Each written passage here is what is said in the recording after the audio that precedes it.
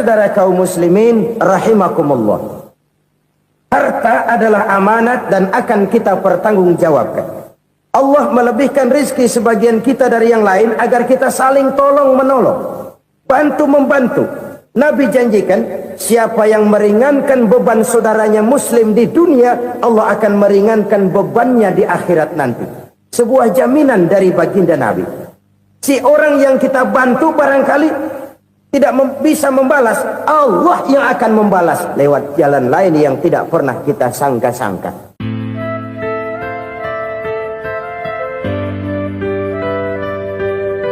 Selalu berusaha menyimpan sesuatu yang bisa membawa manfaat, baik untuk dirinya, untuk anak cucunya, maupun untuk keluarganya, untuk masa kini dan masa depannya.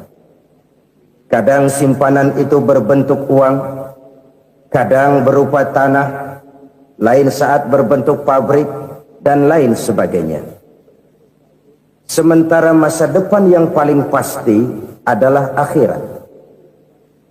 Jika untuk masa depan dunia, kita rela memeras keringat, membanting tulang, pergi pagi dan pulang petang, menyimpan uang, menyimpan tanah, menyimpan pabrik, pernahkah kita merenung, jika satu saat kiamat datang, kita dibangkitkan dari kubur masing-masing, berdiri di padang mahsyar untuk mempertanggungjawabkan seluruh kegiatan hidup kita di dunia ini, lalu kita akan menuju ke alam akhirat. Sudahkah kita mempunyai simpanan untuk akhirat kita? Pada pertemuan kali ini saya ingin menyampaikan sebuah hadis di mana Rasulullah sallallahu alaihi wasallam bersabda, arba'un min kanzil jannah. Simpanan sorga ada 4 macam. Yang pertama, ikhfa'us sadaqah, menyembunyikan sedekah. Saudara-saudara kaum muslimin, sebagaimana yang kita maklum bahwa Allah Subhanahu wa taala melebihkan sebagian rezeki dari kita terhadap yang lain. Ada yang kaya, ada yang setengah kaya, ada yang miskin, ada yang setengah miskin, dan selanjutnya. Ada yang gajinya kecil tapi penghasilannya gede. Ada yang penghasilannya gede tapi nggak punya gaji. Ada juga yang memang gajinya gede dan penghasilannya gede. Kelebihan rezeki merupakan sunnatullah dan tidak harus membuat kita merasa lebih dari yang lain. Bahkan sebaliknya, kelebihan itu harus membuat kita ringan tangan untuk menolong mereka yang memang memerlukan pertolongan. Kalau saudara diberikan ilmu, maka pertanyaan akhirat cuma satu: ilmumu kau amalkan untuk apa? Kalau saudara diberikan umur yang panjang, pengadilan akhirat juga bertanya satu: umurmu kau habiskan di mana? Tapi kalau saudara diberikan harta, pengadilan akhirat akan bertanya dua: hartamu kau dapat dari mana? Kau belanjakan kemana? Dari mananya ditanya, dan kemananya juga ditanya. Oleh karena kita akan dimintakan pertanggungan jawab, maka amanah yang bernama harta ini harus kita gunakan dengan sebaik-baiknya. Ada penggunaan yang merupakan kewajiban, itu zakat namanya. Ada penggunaan yang sewaktu-waktu, itu infak namanya. Ada yang lebih sewaktu-waktu lagi, dan itu sedekah namanya. Zakat dia terikat oleh haul dan nisab, oleh putaran batas waktu dan ukuran dari harta itu sendiri. Sedangkan infak terikat oleh situasi dan kondisi perekonomian seseorang. Sedangkan sedekah tidak terikat dengan apapun. Dalam kondisi seperti apapun kita bisa melakukan sedekah dengan yang terkecil sekalipun. Sampai-sampai Rasulullah sallallahu alaihi wasallam mengajarkan, la tahqiranna minal ma'rufi syai'an walau an talqa akhaka biwajhin talik. Atau ada hadis, tabassumuka fi wajhi akhika laka sedekah. Senyumanmu kepada temanmu adalah sedekah. Jadi untuk melakukan sedekah tidak harus dalam berbentuk uang. Dengan ilmu kita bisa sedekah, dengan tenaga kita bisa bersedekah, dengan pikiran kita bisa bersedekah, bahkan senyum kepada teman itu pun sedekah. Jadi kalau sedekah dengan uang memang belum punya uang, nyengir aja banyakin. Itu asal pada tempatnya, jangan lalu ketemu tiang listrik cengengesan. Tentu tidak pada tempatnya dan tidak wajar. Nah, sedekah yang paling dicintai Allah adalah sedekah yang disembunyikan. Artinya jauh dari sifat riya. Kan kadang-kadang ada orang sedekah itu disebutkan namanya. Apa tidak bagus? Kalau memang niatnya ikhlas, ya bagus-bagus saja. Untuk memberikan sugesti kepada yang lain. Si Fulan bin Fulan nyumbang sekian, diumumkan. Boleh kalau niatnya untuk memberikan rangsangan kepada yang lain supaya dia menyumbang lebih besar dari orang tadi. Tapi kalau itu mendatangkan riya, maka sedekah yang paling dicintai Allah adalah sedekah yang disembunyikan. Tangan kiri saja tidak tahu apa yang diberikan oleh tangan kanan. Sedekah yang dilakukan dengan ikhlas akan merupakan perbendaharaan surga, tersembunyi dari pandangan orang lain, tidak seorang pun tahu. Karena memang sikap yang baik adalah melupakan kebaikan dan mengingat kesalahan. Itu salah satu ciri orang bahagia. Orang yang selalu mengingat kesalahannya dan berusaha melupakan segala kebaikannya. Kalau dia akan berada kebaikan, dia tidak bisa ikut, dia merasa rugi karena dia merasa belum pernah berbuat baik. Tapi kalau akan melakukan kesalahan baru, dia ingat kesalahan yang sudah-sudah, sehingga terhalang baginya untuk melakukan satu kesalahan baru. Demikianlah saudara-saudara, bahwa Allah melebihkan rezeki sebagian kita dari yang lain, agar terjadi tolong-menolong dalam kehidupan ini. Jadi kesenjangan yang nature, kesenjangan yang alami, itu sunnatullah. Ada yang kaya, ada yang miskin, ada yang kelas menengah. Nah, kenapa lalu sekarang kita berusaha mengentaskan kemiskinan? Oleh karena adanya kesenjangan struktural.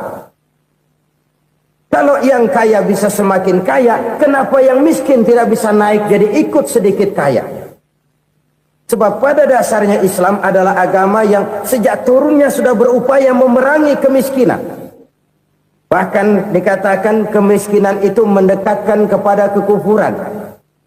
Orang kalau miskin udah dekat banget sama kafir. Gampang menjadi kafir. Berapa banyak saudara-saudara kita yang oleh karena soal perut, oleh karena soal materi, terpaksa meninggalkan dan menanggalkan akidahnya. Menjual petunjuk yang diberikan Allah dengan kesenangan dunia yang cuma sebentar ini. Na'udzubillah, thumma na'udzubillah. Jadi makin kita sembunyikan satu sedekah, semakin banyak perbendaharaan kita di surga. Sedekah yang paling dicintai Allah adalah sedekah yang disembunyikan. Malahan ada seorang sufi, dia punya kebiasaan kalau pergi sholat Jumat dia bawa uang, itu uang dia taruh di bawah tikar masjid. Dia niat sedekah kepada siapa saja yang nemuin itu duit.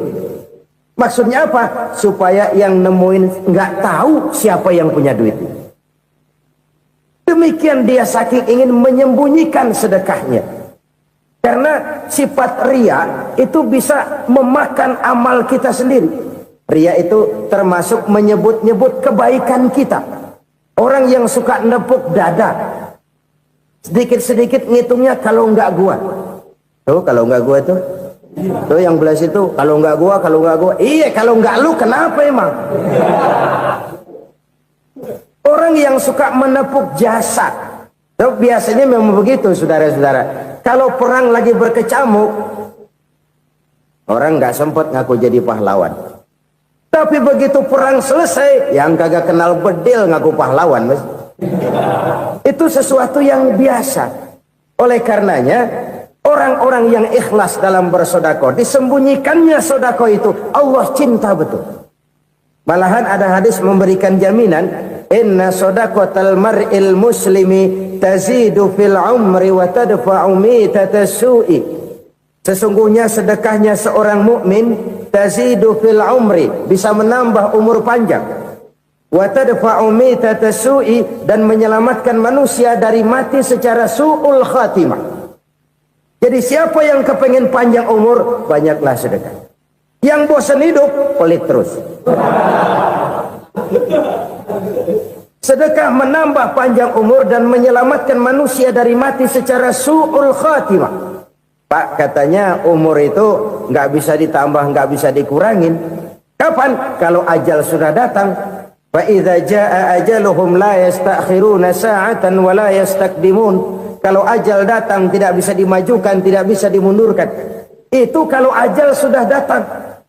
Tidak bisa lagi umur ditambah dikurangi, sudah datang. Tapi kalau belum datang, itu kan haknya Allah. Mau ditambah, mau dikurangi, hak prerogatif Allah. Sebagai pencipta manusia, Allah maha kuasa dan maha mampu. Sedekah ini menambah panjang umur dan menyelamatkan manusia dari mati secara su'ul khatimah. Itu orang mati kan sama ya, kondisinya mati, nggak nafas. Tapi hakikat mati kan lain-lain. Ada yang mati itu husnul khatimah, baik akhirnya. Misalnya lagi ngaji mati, lagi sholat mati, lagi sedekah mati. Ini yang dinamakan dengan husnul khatimah, baik di akhirnya. Sebaliknya ada yang su'ul khatimah, jelek di akhirnya. Ini yang jadi catatan akhir. Lagi nyekek botol, mampus. Lagi banting kartu, modar. Su'ul khatimah, jelek pada akhirnya. Sedekah menyelamatkan manusia dari mati secara su'ul khatimah. Dan kita semua kepengen mendapat husnul khatimah, jauh dari su'ul khatimah. Oleh sebab itu yang bisa menyelamatkan kita dari penyakit itu antara lain adalah sedekah yang disembunyikan, yang dikerjakan dengan ikhlas karena Allah, tidak karena kepengen dipuji orang, tidak karena ingin dikatakan orang pemurah. Sebab orang dermawan itu orang yang memberi tanpa harus diminta. Kalau masih harus diminta, ya belum dermawan namanya, masih harus diminta. Kalau nggak diminta ya tulus, lolos, polos. Saudara-saudara kaum muslimin rahimakumullah. Harta adalah amanat dan akan kita pertanggungjawabkan. Allah melebihkan rizki sebagian kita dari yang lain agar kita saling tolong menolong, bantu membantu. Nabi janjikan siapa yang meringankan beban saudaranya muslim di dunia, Allah akan meringankan bebannya di akhirat nanti. Sebuah jaminan dari baginda Nabi. Si orang yang kita bantu barangkali tidak bisa membalas, Allah yang akan membalas lewat jalan lain yang tidak pernah kita sangka-sangka. Ada orang tanya, Pak, ini ada orang nyumbang masjid sambil marah-marah, bagaimana? Saya bilang sumbangannya aja ambil, marahnya jangan. Marahnya jangan diambil, itu urusan dia. Saudara-saudara kaum muslimin rahimakumullah. Umat Islam ini kan umat yang punya potensi besar. Kadang kita merenung, kenapa kadang-kadang pembangunan masjid kok lambat sekali? Kalau hotel hari ini peletakan pertama, bulan depan peresmian. Supermarket hari ini peletakan batu pertama, minggu depan peresmian. Tapi kalau sudah yang namanya masjid, kadang-kadang peletakan batu pertama sekaligus jadi batu terakhir. 3 tahun, 4 tahun, campur nebar jalak di jalanan, duit dijaring kayak ikan sepat. Apa tidak ada orang Islam yang kaya? Banyak. Apa tidak ada pengusaha muslim yang jadi konglomerat? Ada. Lalu yang belum banyak itu yang komit terhadap nilai-nilai agamanya. Akhirnya kita jatuh jadi umat yang lemah. Belum ada pengusaha konglomerat muslim buka pabrik supermi cap bedug misalnya umpamanya atau pabrik kecap cap sorban supaya identitas keislamannya sedikit kelihatan. Kita jatuh jadi umat yang lemah karena potensi tidak terinventarisir dengan baik. Kita ini ibarat kompor yang cuma matengin nasi orang lain. Potensi kita dimanfaatkan oleh orang lain. Ukhuwah Islamiyah kita baru terbatas kepada silaturahmi. Ukhuwah di bidang ekonomi kita lemah, ukhuwah di bidang kebudayaan kita lemah, apalagi ukhuwah di bidang politik kita lebih rapuh lagi.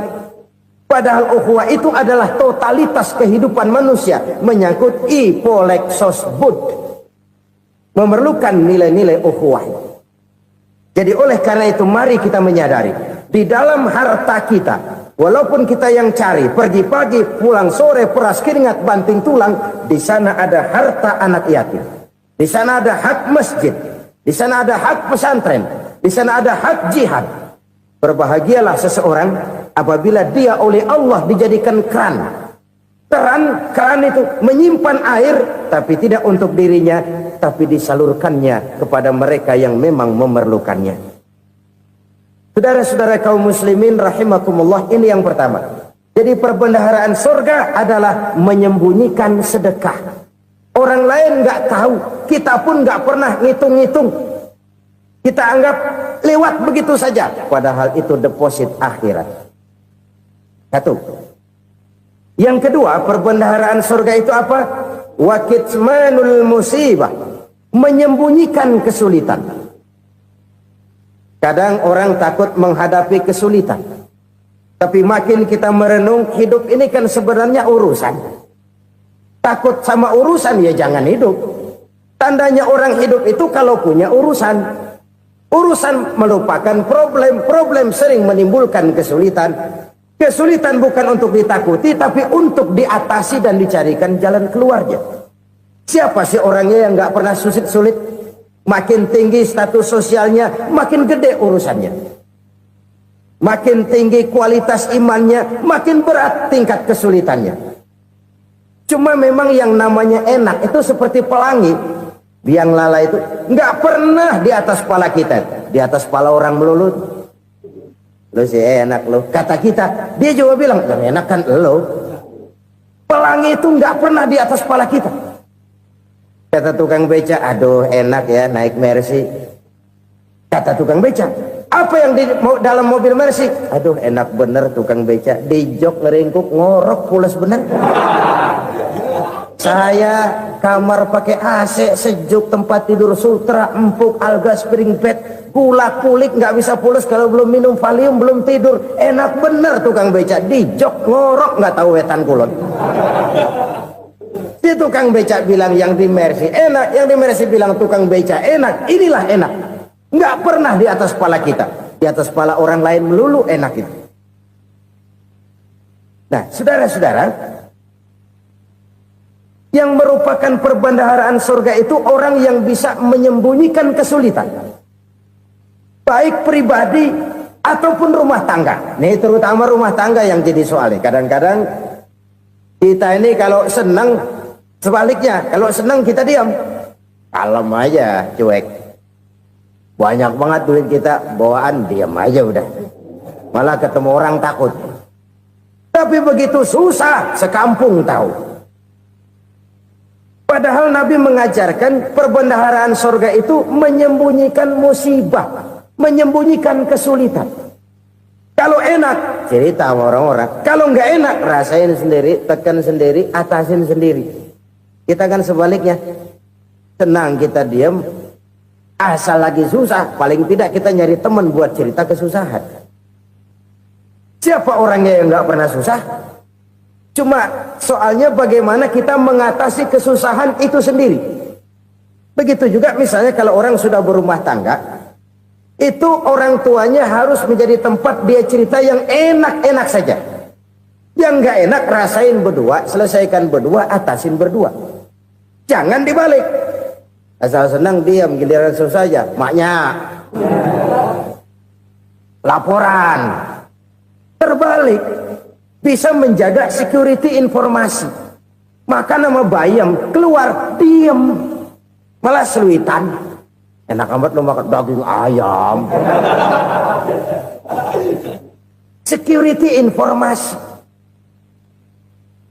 Saudara-saudara kaum muslimin rahimakumullah, ujian yang terberat itu yang pernah diberikan kepada para nabi, para rasul, para aulia, para ulama, makin tinggi keimanan, makin berat bentuk kesulitan. Ayo saya kemukakan satu contoh saja.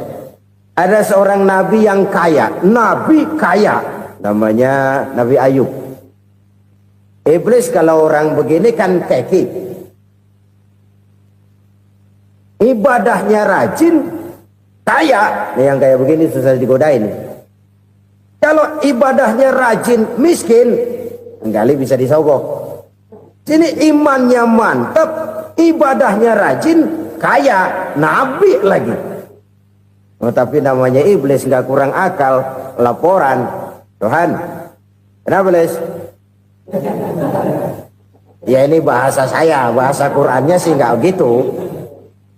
Itu hambamu yang namanya Ayub, dia rajin ibadah cuma karena dikasih kaya aja. Coba kasih miskin dia, berhenti dia sembahyang. Ah, kamu bisa aja. Saya tahu Ayub itu hambaku yang ikhlas. Saya buktiin Tuhan, silahkan. Dibuktiin lah, iblis turun ke alamin. Yang mula-mula dia lakukan, dia rusak sawah ladang Nabi Ayub. Dia binasakan binatang ternak Nabi Ayub. Sehingga dalam waktu singkat, jatuhlah Nabi Ayub dari orang paling kaya, jadi orang paling miskin. Beliau masih ibadah di mihrab dalam masjid. Datang iblis. Saudara Ayub, ya. Lagi ngapain? Ibadah. Nyembah Allah, nyembah Allah. Oh, percuma. Kenapa? Tuhan yang ente sembah nih, dia udah bikin miskin ente. Sawah ladang ente hancur lebur, binatang ternak binasa. Sekarang ente jadi orang paling miskin. Ngapain nyembah Tuhan kayak begitu? Tekor. Udah berhenti dah ibadah, berhenti ibadah. Ini iblis sama Tuhan laporannya lain, yang dikerjakan kepada Nabi Ayub juga lain. Benar begitu iblis kata Nabi Ayub? Iya, sawah ladang saya habis buras, binatang ternak saya binasa, binasa. Saya miskin, bangpak.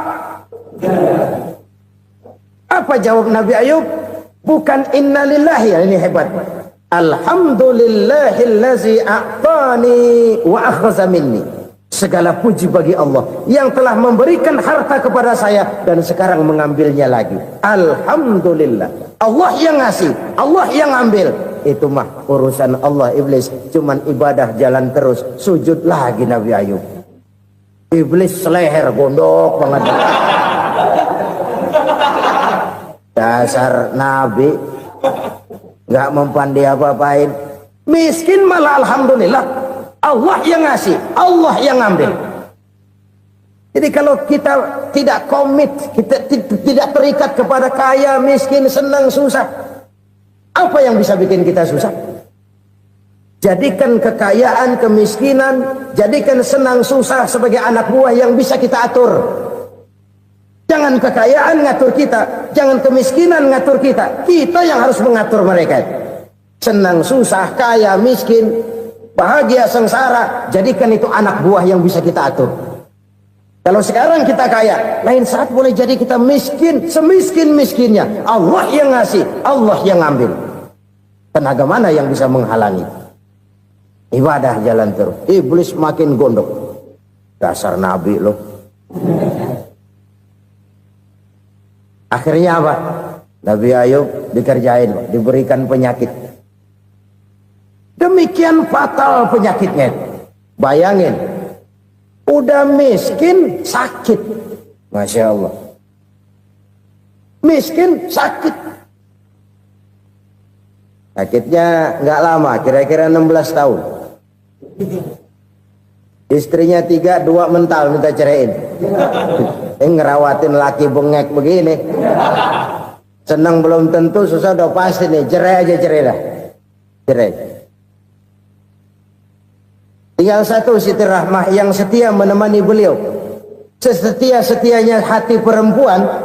Satu saat Siti Rahmah bilang, "Bang, iya, abang kan Nabi bang. Lalu, namanya Nabi kan doanya jarang meleset bang. Maksud kamu minta kenapa sih sama Tuhan biar abang sembuh baik dah bang?" Siti Rahmah, iya. Saya sakit berapa tahun sih dah? 16 tahun bang. Sebelum ini saya sehat berapa tahun? Ya kira-kira 60 tahun bang. Nah coba ente banding-bandingin Rahmah. Saya dikasih sehat 60 tahun.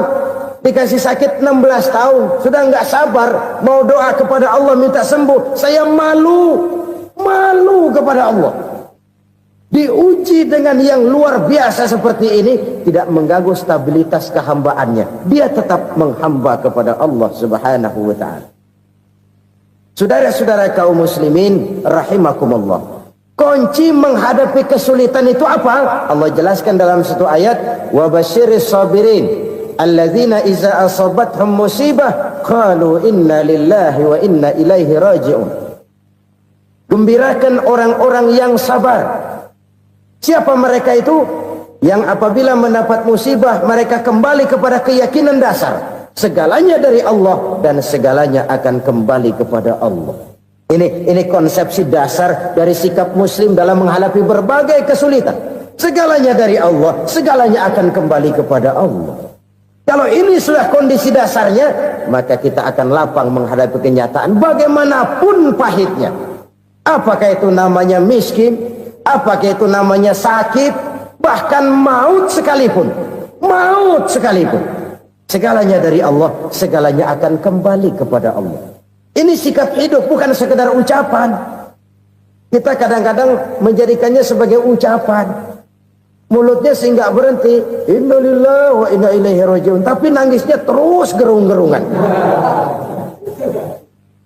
Bukan itu, ini kesadaran moral. Kalau segalanya dari Allah, segalanya kembali kepada Allah, kan sebenarnya cuma nunggu giliran. Hari ini saya nyembayangin dia, entah hari apa saya disembayangin orang. Hari ini saya antar dia ke kubur, entah hari apa orang nganterin saya ke kubur. Hari ini saya tahlilkan dia, entah nanti kapan orang tahlilkan saya. Segalanya dari Allah, segalanya akan kembali juga kepada Allah. Oleh sebab itu saudara-saudara, kesulitan bukan untuk ditakuti. Kesulitan justru untuk diatasi, dicarikan jalan keluarnya. Dan tidak ada orang yang tidak pernah mendapat kesulitan. Tidak ada. Semakin tinggi status sosial, semakin tinggi kualitas keimanan, semakin besar juga tingkat kesulitan. Hanya saja bagaimana cara kita mengatasinya. Dan Al-Quran menyatakan, inna ma'al usri yusra. Di balik kesulitan itu pasti ada kemudahan. Roda itu berputar. Karena itu Rasulullah sallallahu alaihi wasallam mengingatkan kepada kita, ta'arraf ilallahi firraha ya'rifka fisyiddah. Ingatlah kepada Allah di waktu kamu senang, supaya Allah ingat kepada kamu di waktu kamu susah. Kalau waktu senang kita ingat kepada Allah, kita susah, Allah tidak akan meninggalkan kita. Tapi kalau waktu senang kita jauh dari Allah, sujud tidak sempat, dengan masjid jauh, ketika senang kita lupakan Allah. Nanti begitu kita susah, Allah lupakan kita. Dan itu menyakitkan. Oleh karena itu orang-orang tua kita dulu bilang, kalau lagi sehat ingat-ingat lu bakal sakit nanti. Kalau lagi kaya ingat-ingat satu saat kita bakal jatuh miskin. Bahkan kalau lagi muda ingat-ingat kita bakal tua. Dan yang terpenting, kalau lagi hidup ingat-ingat kita bakal mati. Saudara-saudara kaum muslimin rahimakumullah. Jadi yang kedua yang merupakan perbendaharaan surga, menyembunyikan musibah. Saudara-saudara kaum muslimin rahimakumullah. Hal ketiga yang merupakan perbendaharaan surga adalah wasilatur rahmi. Orang yang suka bersilaturahmi. Sebagaimana yang kita maklum bahwa manusia adalah makhluk yang disebut zon politika. Makhluk sosial yang tidak mungkin hidup sendiri-sendiri. Betapa dan siapapun kita memerlukan orang lain. Bodoh betul manusia kalau tinggal di tengah masyarakat tapi tidak mau bermasyarakat. Merasa hebat sendiri, pinter sendiri, gagah sendiri, kaya sendiri. Mungkin kalau mati juga ngubur sendiri.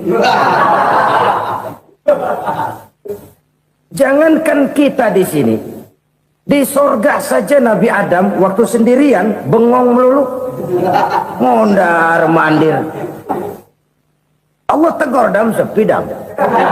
Ya ini kalau bahasa saya. Iya Tuhan sepi ini nggak ada coret-corekan pisan ini. Diciptakan Siti Hawa baru anteng Nabi Adam. Itu di sorga. Cobalah. Umpamanya saudara tinggal di Jakarta nih. Kayak bener. Apaan aja di Jakarta punya saudara dah. Jembatan Semanggi ambil. Monas, Buntel bawa pulang. Hotel-hotel ambil semua. Cuman tinggal di Jakarta sendirian. Apa enaknya? Betapa dan siapapun kita perlu orang lain. Tidak ada seorang pun yang bisa memenuhi kebutuhan hidupnya secara sendiri-sendiri. Nah, Islam telah menyelamatkan manusia dari ras diskriminasi. Mengikat manusia dengan persaudaraan yang berlandaskan kepada akidah. Karena itu dianjurkan bersilaturahmi. Bahkan Nabi menyatakan, Man arada ayyubsata lahu fi rizkihi wa yunsa'a fi atharihi falyasil rahimah. Siapa yang kepengen diluaskan rezekinya dan dipanjangkan usianya, banyaklah ia bersilaturahmi. Siapa yang kepengen dimudahkan rezekinya, hendaknya ia banyak bersilaturahmi. Kalau banyak teman, kesulitan kan paling tidak ada tempat cerita. Udah susah, sendirian kita pikirin diri, nggak ada tempat tukar pikiran. Cepet banget sama bengek. Dilawan sendiri. Nah, secara makro kita bisa berkata, tidak mungkin ada kemenangan kalau tidak ada kekuatan. Tidak ada kekuatan kalau tidak ada kesatuan dan persatuan. Tidak mungkin ada kesatuan dan persatuan tanpa semangat silaturahmi. Kalau umat Islam mau menang, dia harus kuat. Kalau umat Islam mau kuat, dia harus bersatu. Kalau umat Islam mau bersatu, dia harus membudayakan silaturahmi ini. Bahkan sampai-sampai kata Nabi, kalau bisa cari nilai tambah. Apa? Silman qata'ak. Bersilaturahmilah kau kepada orang yang marah denganmu. Masya Allah, indahnya ajaran agama kita. Orang yang marah pun kepada kita, kata Nabi, kalau bisa bersilaturahmilah kepadanya. Kepada orang yang marah itu. Di situ nilai tambah. Cuman jujur nih hadis, ngucapinnya gampang, ngamalinnya yang berat banget. Orang marah sama kita disuruh silaturahmi, ada apa malu? Lu marah tuh, gue marahan lagi. Gue pikirin. Saudara-saudara kaum muslimin rahimakumullah. Tapi ini yang diajarkan, bahkan ini yang dicontohkan oleh baginda Rasul. Bagaimana begitu mudah, misalnya satu saat Abu Jahal ini ngatur strategi bagaimana bikin Muhammad celaka. Dia gali lubang di depan tempat tidurnya. Dia tutupin daun korma. Terus dia panggil seseorang, ke sini. Kasih tahu Muhammad, pamannya sakit keras, minta ditengokin. Berangkat orang ini ke sana. Muhammad, labbaik. Pamanmu sakit keras, dia minta ditengokin. Baik, saya akan datang menjenguk beliau. Berangkatlah Nabi ke rumah Abu Jahal tanpa prasangka apapun. Abu Jahal udah pasang setil, selimut 3 rangkap setengah dipakai, persis kayak orang meriang. Tapi sembari ngintip dari balik selimut, begitu Muhammad buka pintu, nah masuk perangkap nih. Muhammad jalan menuju tempat pembaringan. Makin lama makin dekat, makin lama makin dekat, makin dekat ke lubang yang dipasang oleh Abu Jahal itu. Dalam hati Abu Jahal, terus dah jatuh, mampus dah lo ini. Mampus lo hari ini. Apa yang terjadi? Malaikat Jibril datang. Muhammad, pamanmu cuma pura-pura sakit. Di depan tempat tidurnya ada lubang perangkap supaya kamu jatuh ke situ. Sudah, kamu pulang. Balik kanan Nabi. Sudah hampir jatuh ke lubang, balik kanan, pulang. Bayangin kecewanya Abu Jahal. Muhammad dikit lagi. Enggak paman, saya pulang aja. Emosi bangun dari tempat tidur, enggak sadar kalau lagi pura-pura sakit. Lompat ngejar Nabi, dia lupa dengan lubang yang dia gali. Pusrak, nyemplung sendiri ke dalam lubang.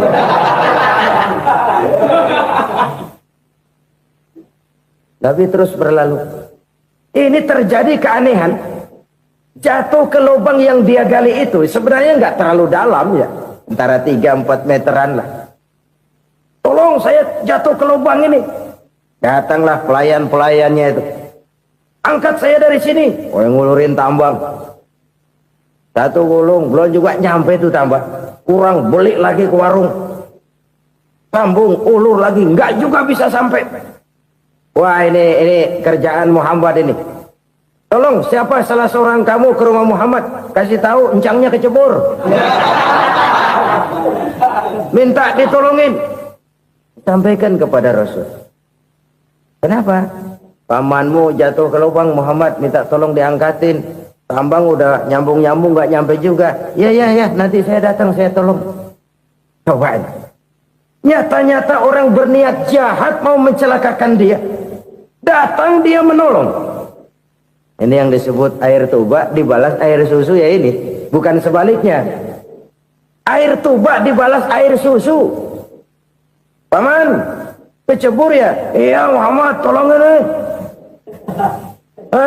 Pegang tangan saya. Nabi ulurkan tangannya. Nyampe. Dipegang oleh Abu Jahal. Diangkat ke atas. Sampai atas. Apa kata Abu Jahal? Sihirmu memang hebat Muhammad. Udah ditolongin dikata sihir. Yang enak kita kemplang kan itu orang begitu. Urusan apa? Tapi inilah akhlak. Kalau bisa kamu bersilaturahmilah dengan orang yang marah kepadamu sekalipun. Orang marah kita tetap baik. So, kalau kita berbuat baik sama orang yang memang baik, rasanya sih biasa-biasa aja. Orang baik kita baik lagi. Ya draw aja, belum ada nilai tambah di situ. Baru ada nilai tambah kalau kita bisa berbuat baik kepada orang yang nyakitin kita. Itu namanya kita setingkat di atas dia. Dia sakitin kita, kita berbuat baik sama dia. Dia pelit sama kita, kita baik sama dia. Dia marahin kita, kita deketin dia. Di situ kita punya nilai tambah. Jadi siapa yang ingin diluaskan rezekinya kata Nabi dan dipanjangkan umurnya, hendaklah ia banyak-banyak bersilaturahmi. Sederhana sebenarnya silaturahmi. Tapi silaturahmi membangkitkan semangat kesatuan dan persatuan. Kesatuan dan persatuan melahirkan kekuatan. Dalam matematika, 1 ditambah 1 pasti 2. Tapi di tengah masyarakat, 1 orang takut ditambah 1 orang takut, hasilnya jadi 2 orang setengah berani. Kenapa setengah berani? Karena udah berdua. Tadi pan takut sendirian. Kalau dia kumpul turu-turu takut lah jadi berani. Kita yang lemah, kita yang tidak berdaya, kita yang miskin, kalau mau kompak bersatu, apa yang nggak bisa kita kerjain? Apalagi tinggal di kota besar, pilihan cuma 2, bertahan atau minggir. Bertahan atau minggir. Untuk bisa bertahan harus mampu bersaing. Untuk mampu bersaing harus punya keahlian. Keahlian harus ditunjang dengan pendidikan. Ditambah oleh kekompakan sebagai umat. Udah miskin mencar mulu, orang injek kita. Orang nggak pandang urusan apa malu. Oleh karena itu silaturahmi pada hakikatnya merupakan roh dari ukhuwah yang diajarkan oleh agama kita. Bagaimana Islam menyelamatkan masyarakat manusia dari ras diskriminasi, mengikat manusia, dan tidak ada persaudaraan yang lebih indah selain persaudaraan yang diikat dengan nilai-nilai akidah. Sepanjang orang di jalan Allah, itulah saudara kita. Keluar dia dari jalan Allah, selesailah persaudaraan sampai di situ. Karena itu, kalau ingin menyimpan sesuatu di surga, banyaklah bersilaturahmi. Datang ke rumah ini, datang ke rumah itu, dan lain sebagainya. Itu simpanan kita di akhirat nanti. Ini yang ketiga. Saudara-saudara, yang keempat, perbendaharaan surga itu apa? Wa qawlu la hawla wa la quwwata illa billah. Ucapan la haula wa la quwwata illa billah. Ibadah kan ada yang berat, modalnya besar. Bangun masjid berat, modalnya besar. Bangun rumah sakit berat, modalnya besar. Ada ibadah yang berat tapi modalnya ringan. Misalnya puasa. Puasa itu berat, mengendalikan nafsu. Kalau sekedar nggak makan nggak minum sih enteng, mengendalikan nafsu itu jihad terbesar. Tapi kan modalnya ringan, cuma niat saja. Ini ibadah berat, modalnya ringan. Ada ibadah yang ringan, modalnya juga enteng. Seperti termasuk ucapan la haula wa la quwwata illa billah. tanpa sadar. La haula wala quwata illa billah. Nyelengin tuh di surga. Nyelengin, kita nggak terasa. Nyelengin simpenan akhirat. La haula wala quwata illa billah. Nyimpan lagi. Kaget. La haula wala quwata illa billah. Nyimpan lagi. Banyak simpenan. Walaupun sebenarnya yang dimaksud di sini adalah kesadaran batin. Bahwa tidak ada daya dan kekuatan kecuali Allah. Itu intinya. Kita memulai pekerjaan disunahkan baca bismillah, kan begitu? Apa itu? Kesadaran moral. Bahwa ini saya bisa kerjakan. Saya kerjakan ini dengan menyebut nama Allah. Kenapa? Kalau Allah tidak memberikan daya dan kekuatan, mana mampu saya kerjakan ini. Maka saya kerjakan ini dengan menyebut nama Allah. Bismillah. Kesadaran moral.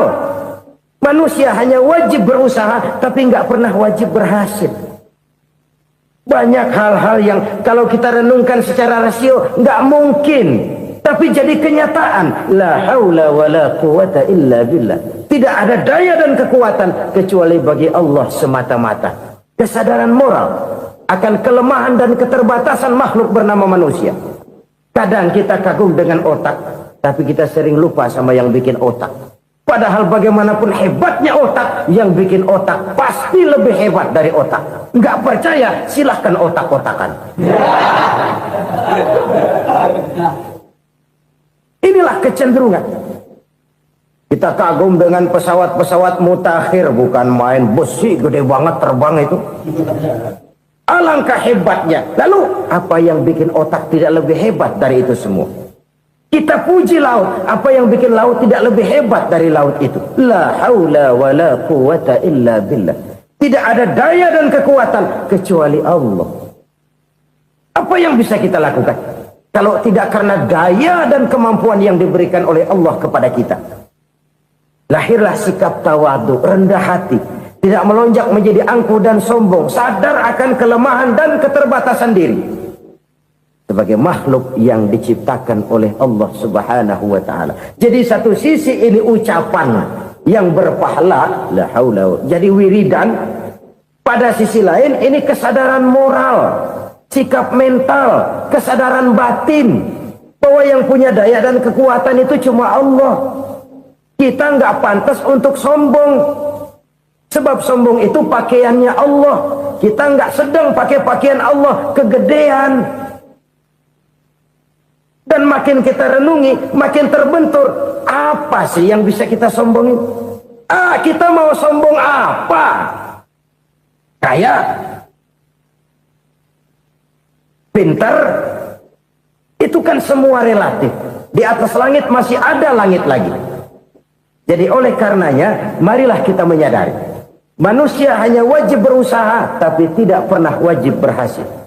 Yang berusaha saja tidak wajib berhasil, apalagi yang tidak berusaha. Islam bukan agama orang pemalas yang selesai sholat lalu enggelohom, enggelenggem ayem-ayem. Tapi Islam bukan agama orang sombong yang setelah berusaha lalu tidak memerlukan Allah. Kita bisa saja bikin proyeksi, tahun sekian kita bakal panen besar menurut perhitungan otak. Tapi ada kejadian lain. Apa? Tikus ngambek. Habis itu dimakanin tikus, panen gagal. Proyeksi rasional gagal oleh tikus-tikus yang ngambek itu. Bisa saja terjadi. Tahun depan kita panen besar. Urung. Kenapa? Musim panas panjang. Dan sekarang ini koran-koran bikin berita musim mengalami penyelewengan. Bukan cuma manusia yang nyeleweng sekarang. Musim pakai nyeleweng. Mestinya kan musim hujan udah selesai. Masih hujan-hujan juga. Musim. Nah sekarang kita boleh bikin proyeksi. Kita bakal panen besar. Tahu-tahu musim panas panjang. Sawah retak, air kering. Cari teknokrat yang paling botak. Suruh pendekin tuh musim panas. La haula wa la quwata illa billah. Inilah kesadaran moral. Saudara, saya teringat satu saat ada seorang konglomerat. Umurnya ya kira-kira 70-an. Satu saat dia ditanya oleh wartawan, "Pak, umur Bapak berapa sih?" "Ya paling 10 tahun. 10 tahun. 10 tahun. Anak bapak berapa orang? Satu saja. Satu. Harta bapak berapa? Ya paling-paling bangsa 7 juta kali. 7 juta? Iya. Pak, kenapa bapak bohongi saya? Bapak punya buku biografi. Koran-koran, majalah-majalah banyak memuat cerita riwayat hidup bapak. Saya tahu umur bapak 70. Kenapa bilang cuma 7 tahun? Saya tahu anak bapak 8. Kenapa cuma bilang 1? Saya tahu harta bapak miliaran, mungkin triliunan. Pabrik di mana-mana, bank di mana-mana. Kenapa bilang uang bapak cuma 7 juta?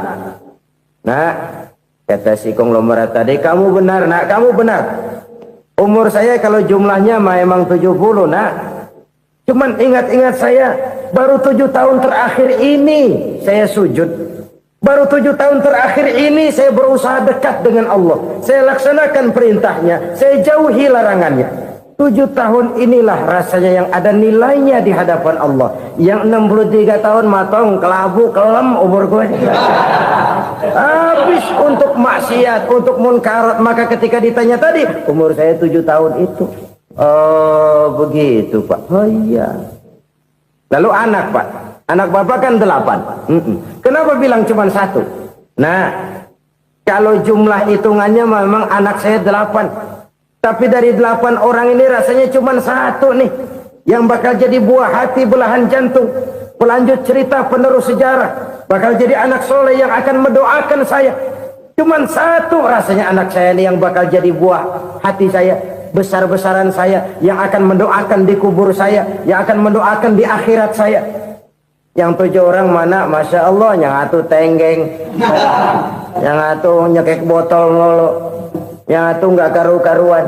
Makanya saya bilang 1 anak saya yang akan bisa mendoakan saya. Oh begitu Pak. Iya. Nah harta Pak, harta bapak kan triliunan. Pabrik bapak di mana-mana. Uang bapak hampir di tiap bank-bank besar. Kenapa bilang cuma 7 juta? Betul kau nak. Harta saya kalau jumlahnya memang miliaran, triliunan mungkin. Tapi yang saya ingat baru 7 juta tuh yang saya belanjakan di jalan Allah. Saya nyumbang masjid, saya santuni yatim piatu, saya bantu pembangunan pesantren, saya bantu pembangunan rumah sakit Islam. Itu yang akan saya bawa pulang ke akhirat, yang 7 juta itu. Yang triliunan itu nanti akan diperebutkan oleh anak-anak saya sebagai waris saya.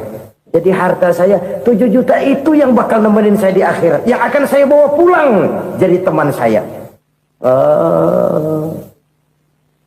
Saudara-saudara kaum muslimin, jangan-jangan orang tua itu adalah kita-kita ini. Jangan-jangan kita-kita ini adalah orang tua itu. Jangan-jangan itu potret dari diri kita masing-masing. Dari sekian umur yang diberikan Allah, berapa tahun yang ada nilainya di hadapan Allah? Dari sekian anak-anak yang merupakan amanah, berapa yang akan mendoakan kita sebagai orang tuanya menjadi anak soleh?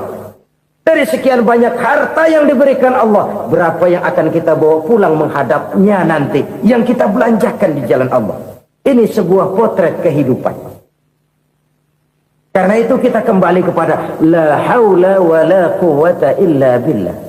Kita wajib berusaha, kita wajib berikhtiar. Selebihnya, segala daya dan kekuatan hanya milik Allah saja semata-mata. Satu kesadaran batin dari setiap pribadi muslim. Setelah ia berusaha dan berikhtiar, ia menyerahkannya kepada Allah Subhanahu wa ta'ala. Jadi, satu sisi ini merupakan wiridan ucapan yang mengandung pahala. Pada sisi lain, ini merupakan sikap batin dari seorang muslim di dalam ia menghadapi realitas kehidupan ini. Saudara-saudara kaum muslimin rahimakumullah. Kalau ini kita jadikan satu basis kehidupan, maka ini akan menyelamatkan manusia dari kemungkinan tergelincir menjadi orang yang lupa diri dan lupa darat. Sebab itu Imamul Ghazali berpesan, jadidis safinah fa innal bahra amiq wa khuziz zad fa inna safara ba'id wa khaffifil hamla fa innal hamla sadid. Perbarui selalu kapalmu karena lautan sangat dalam. Bawa bekal yang banyak karena perjalanan ini sangat jauh. Ringankan beban, karena kebanyakan beban akan menyakitkan. Alangkah indah kalimat ini, alangkah dalam makna yang terkandung di sana. Perbarui selalu kapalmu karena lautan sangat dalam. Apa artinya ini? Jaga mentalmu baik-baik. Pelihara imanmu baik-baik, karena hidup penuh cobaan seperti lautan. Kita kalau berlayar di lautan kan kadang-kadang tenang, angin bertiup sepoi-sepoi basah. Jika malam datang, bintang gemintang bertabur menghias cakrawala. Rembulan memantulkan sinarnya dengan indah. Dalam keadaan begitu berlayar enak. Tapi lain saat ombak menggunung, halilintar menyambar, angin topan bertiup. Berapa banyak sudah saudara-saudara kita yang tenggelam di lautan dunia tanpa sadar bahwa dia belum sampai kepada pantai yang akan dituju. Berapa banyak sudah saudara-saudara kita yang tenggelam di lautan dunia ini tanpa sempat bangkit lagi. Dia menyangka sudah sampai kepada tujuannya. Hati-hati kapal jangan sampai bocor karena lautan sangat dalam. Iman ini jaga baik-baik karena hidup penuh dengan ujian. Wa khuzizat fa inna safar ba'id. Bawa bekal yang banyak karena perjalanan sangat jauh. Saudara mau ke Bandung, bawa duit. Saudara mau ke Surabaya, banyakan lagi duitnya. Saudara mau ke Mekah, gepokan, iketan tuh duit, nggak lembaran lagi. Makin jauh perjalanan, makin banyak bekal yang harus kita bawa. Kalau saudara dari Jakarta mau ke Surabaya, kagak bawa duit berangkat juga, itu sih bukan berani namanya, nekat. Sampai Surabaya belum tentu, sengsara di jalan udah pasti. Kenapa? Nggak bawa bekal berangkat. Sama juga kita nih, misalnya belum sempat sembahyang, mati. Waduh, berani banget orang. Belum punya bekal, mati. Sengsara di jalan. Atau bekal tidak cukup. Dari Jakarta saudara mau ke Surabaya, bawa duit 500 perak. Paling jauh Cikampek nyampenya itu. Paling jauh itu. Antara jauhnya perjalanan dengan bekal yang saudara bawa tidak seimbang. Hidup ini perjalanan panjang. A walking tour. Dimulai dari alam arwah. Sebelum jasad diciptakan, roh diciptakan lebih dulu. Dari situ pindah ke alam rahim. Dari alam rahim pindah ke alam dunia. Dari alam dunia pindah ke alam barzah. Baru menuju akhirat. Satu perjalanan panjang. Kalau bekal tidak bawa, sengsara di jalan. Bawa bekal yang banyak karena perjalanan ini sangat jauh. Wa khaffifil hamla, ringankan beban karena beban itu cuma akan menyulitkan. Kalau bekal itu sih keperluan, tapi beban nggak kita perluin, coba ngeberat-beratin. Apa ini beban? Dosa. Kecurangan, kebatilan, kezoliman, ketidakadilan, kesewenang-wenangan. Itu akan jadi beban kita di akhirat. Alangkah celakanya, perjalanan panjang, bekal tidak bawa, beban kelewat banyak, alamat sengsara di jalan. Pahala tidak ada, dosa berlipat ganda. Na'udzubillah, summa na'udzubillah. Kalau kita rangkum nasihat Al-Ghazali dengan kisah si konglomerat tadi, kita akan mengambil kesimpulan. Pertama, bekal terbaik dalam menghadapi gejolak kehidupan ini tidak lain adalah iman. Yang kedua, pahala dan dosa. Dua hal kontroversial. Pahala adalah bekal, dosa adalah beban. Tapi kita sekarang kan tidak begitu terangsang kepada yang abstrak. Orang berlomba mencari yang konkret-konkret saja. Yang real. Kalau memang dosa, benjol dong. Kira-kira begitu. Kira-kira begitu. Persis orang Yahudi dulu. Orang Yahudi itu kan pernah minta kepada Nabi Musa. Ya Musa, lan nu'mina laka hatta narallaha jahrah. Musa, kami nggak bakal mau beriman kepada Allah kalau belum kami lihat Allah ada nongkrong di depan kami. Kalau memang Tuhan ada, taruh dong di depan kami. Mau yang konkret-konkret saja. Kalau memang dosa, benjol dong. Kalau memang pahala, berasa dong. Orang terangsang kepada yang real, yang konkret-konkret saja. Karena itu untuk mengejar dosa orang mau bayar, tapi untuk mengejar pahala walaupun tidak bayar orang segan. Ini yang dikatakan oleh Nabi, kamu mengharapkan ke surga tapi kamu berat melaksanakan sesuatu yang bisa membawa kamu ke surga. Kamu ingin jauh dari neraka tapi tiap saat kamu lakukan perbuatan-perbuatan yang justru menjerumuskan kamu ke neraka. Idda'aitum an-najata minan nar wa ramaitum fiha anfusakum. Kamu ingin selamat dari neraka, tapi kamu lemparkan diri kamu ke neraka. Kamu ingin masuk surga, tapi berat sekali kamu melakukan perbuatan-perbuatan yang bisa menyampaikan kamu di surga. Saudara-saudara kaum muslimin rahimakumullah. Jadi hal keempat yang merupakan perbendaharaan surga adalah la haula wa la quwata illa billah. Satu sisi ini merupakan ucapan yang memperberat timbangan akhirat. Pada sisi lain ini merupakan sikap hidup seorang muslim. Kesadaran batin yang sangat dalam bahwa tidak ada daya dan kekuatan kecuali Allah. Dan itu kita simbolkan pada saat memulai pekerjaan dengan Bismillah. Dengan menyebut nama Allah. Satu kesadaran moral. Saya hanya bisa melakukan ini karena diberikan daya dan kekuatan oleh Allah. Lahirlah sikap tawadu, rendah hati, tidak melonjak menjadi angkuh dan sombong. 7 macam perkara yang merusak. Merusak akidah dan keimanan, merusak amal perbuatan yang sudah kita kerjakan, merusak sendi-sendi kehidupan sosial, pendek kata, merusak segala hal di dalam kehidupan kita. Jauhilah olehmu 7 macam perkara yang merusak. Yang pertama, asyirku billah, menyekutukan Allah subhanahu wa ta'ala. Agama dimulai dari keyakinan, maka kehancuran agama selalu dimulai dari kehancuran keyakinan, iman atau akidah yang dimiliki oleh seseorang. Dan untuk menghancurkan nilai-nilai iman yang kita miliki ini, orang rasanya tidak akan menghantam kita dengan peluru kendali. Orang tidak akan mengirimkan nuklir ke sini. Orang tidak juga akan mengirimkan satuan militernya ke sini. Untuk menghancurkan nilai-nilai iman, dibanjiri kita dengan paham-paham yang merusak dan mendangkalkan akidah.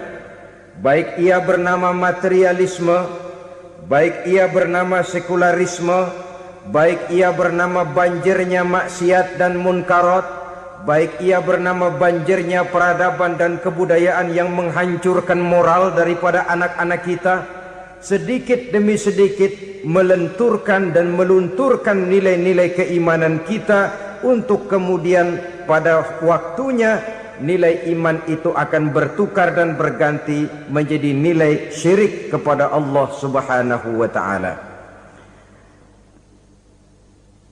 Atau pada sisi lain, menjadikan yang selain Allah sebagai tujuan akhir daripada kehidupan kita. Sedangkan kita sama-sama maklum bahwa di dalam pandangan agama Islam, dosa yang tidak berampun, dosa yang terbesar, termasuk dalam kategori bapak moyangnya dosa, tidak lain adalah syirik, yakni menyekutukan Allah subhanahu wa ta'ala. Pola penghancuran iman ini memang berstrategi.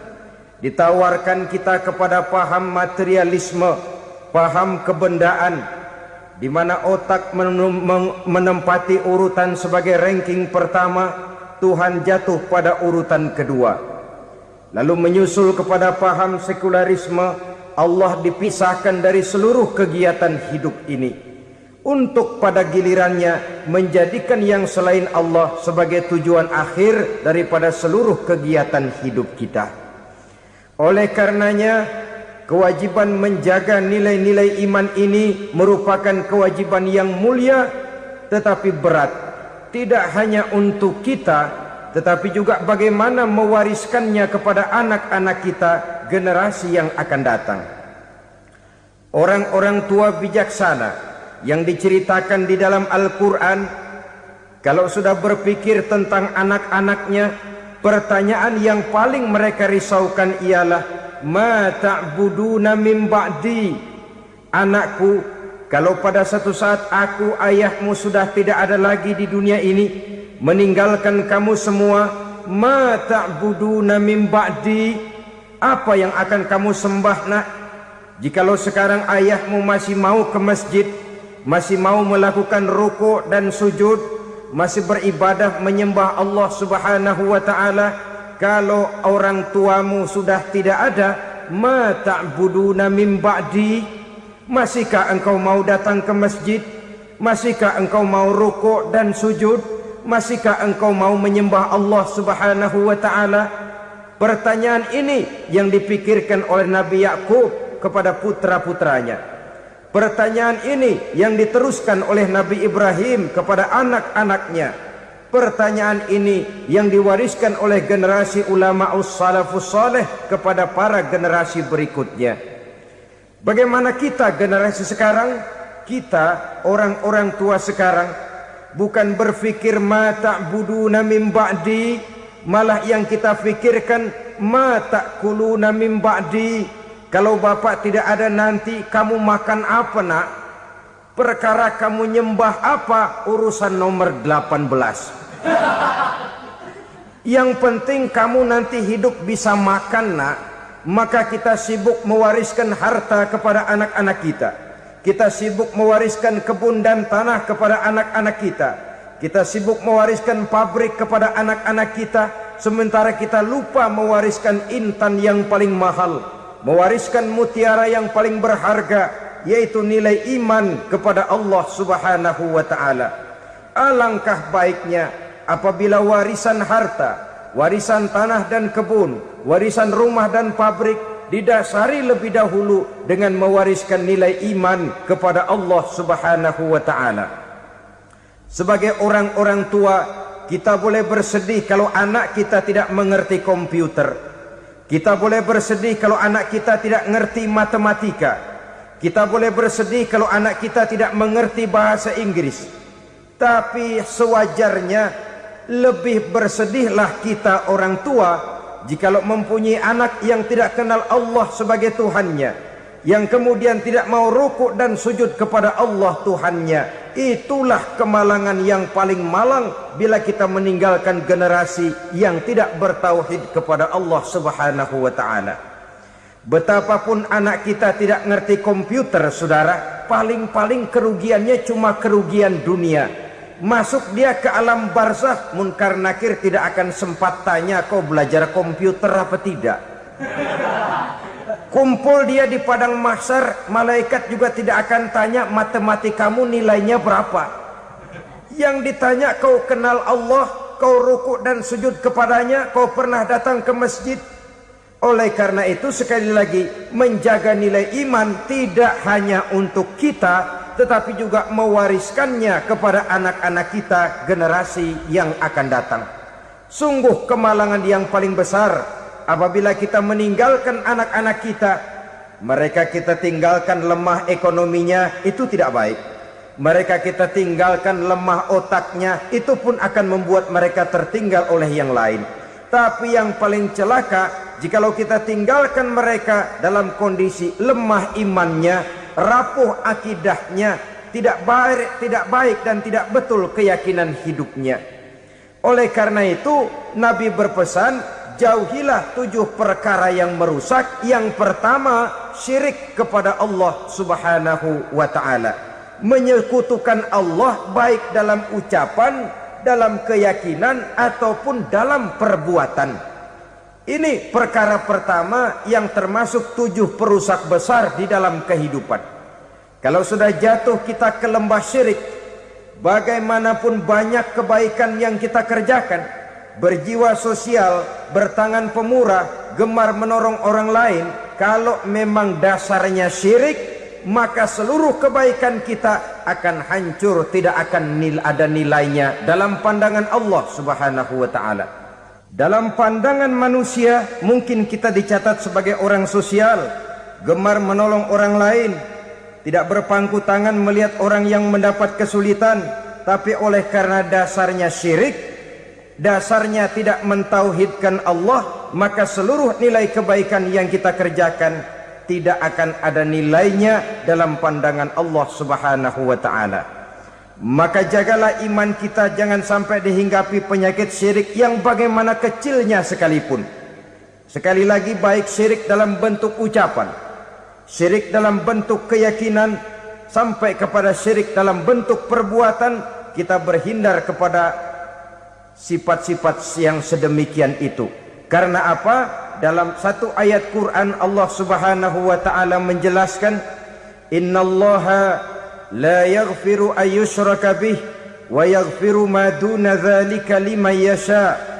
Allah tidak akan memberi ampun kepada orang-orang yang menyekutukannya, tapi Allah masih mau memberikan ampun kepada dosa-dosa yang selain itu bagi orang-orang yang dikehendakinya. Dosa selain syirik, apabila kita bertaubat, Allah masih mau mengampuni. Tapi kalau sudah jatuh ke tempat syirik, itu sudah dosa yang tidak berampun. Taubatnya tidak lain melepas syirik, kembali kepada tauhid, berkeyakinan bahwa hanya ada Allah Subhanahu wa ta'ala, Tuhan satu-satunya yang lam yalid walam yulad walam yakul lahu kufuwan ahad.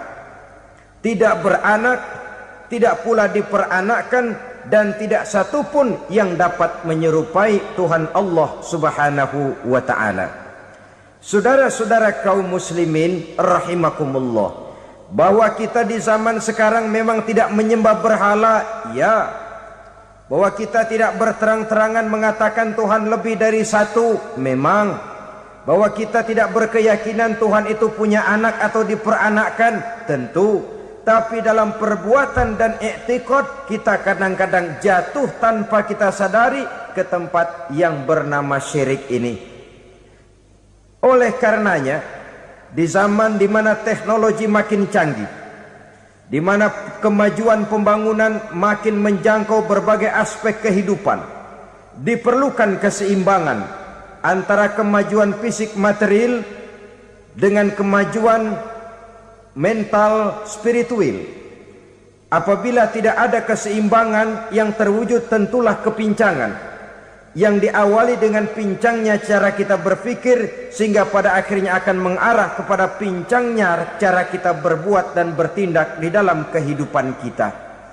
Oleh karena itu Nabi berpesan, jauhilah sifat syirik, karena syirik merupakan dosa yang teramat besar. Ini sifat merusak yang pertama. Yang kedua, kata Nabi, wasihra, jauhilah sihir. Sihir ini juga termasuk perkara yang merusak kehidupan. Kita semua sama-sama maklum bahwa sihir sebenarnya bukan persoalan baru. Sejak sebelum datang Islam, sihir itu sudah ada. Di zaman Yunani kuno, sihir ada. Di zaman Mesir kuno, di zaman Cina kuno, dan yang lain-lain yang serba kuno, sihir itu sudah ada. Bahkan para nabi pun, para rasul yang diutus oleh Allah Subhanahu wa ta'ala, senantiasa berhadapan dengan ahli-ahli sihir untuk menguji kebenaran dari misi yang mereka bawa. Sihir adalah perbuatan di luar kebiasaan yang bisa dikerjakan oleh ahlinya dengan bantuan jin atau setan. Hukum mempelajari sihir adalah haram, mengamalkannya lebih haram lagi. Sebab itu saudara-saudara, sihir merupakan perbuatan merusak yang harus kita jauhi. Ciri-ciri daripada perbuatan sihir, pertama, ia mengandung tipuan, bayangan khayal. Di zaman Nabi Musa misalnya, orang melihat tambang-tambang itu seperti ular. Nabi Musa melayangkan tongkatnya menjadi ular-ular besar yang memakan ular-ular kecil ciptaan tukang-tukang sihir Fir'aun tadi. Lalu sihir bisa terjadi dengan bantuan jin kafir atau setan. Kemudian ciri yang ketiga, sifatnya halus dan tersembunyi. Taruh kata ada seorang ahli sihir yang mempergunakan ayat-ayat Quran sebagai jompa-jampe, sebagai baca-bacaan, itu cuma sekedar kedok. Tujuannya tidak lain menjadikan agama sebagai kedok untuk membenarkan cara yang dimurkai oleh Allah Subhanahu wa ta'ala. Satu hadis yang diriwayatkan oleh Imam Bazar dan Tabrani, Nabi berpesan, "Laisa minna man tatayyara lahu au takahhana au tukuhhina lahu au sahira lahu." Tidak termasuk ke dalam golonganku, kata Nabi. Tidak termasuk umatku. Siapa mereka? Man tatayyara lahu, orang yang bertatoyur. Apa tatoyur itu? Dari kalimat toyaro, artinya terbang. Toir biasa diartikan dengan burung.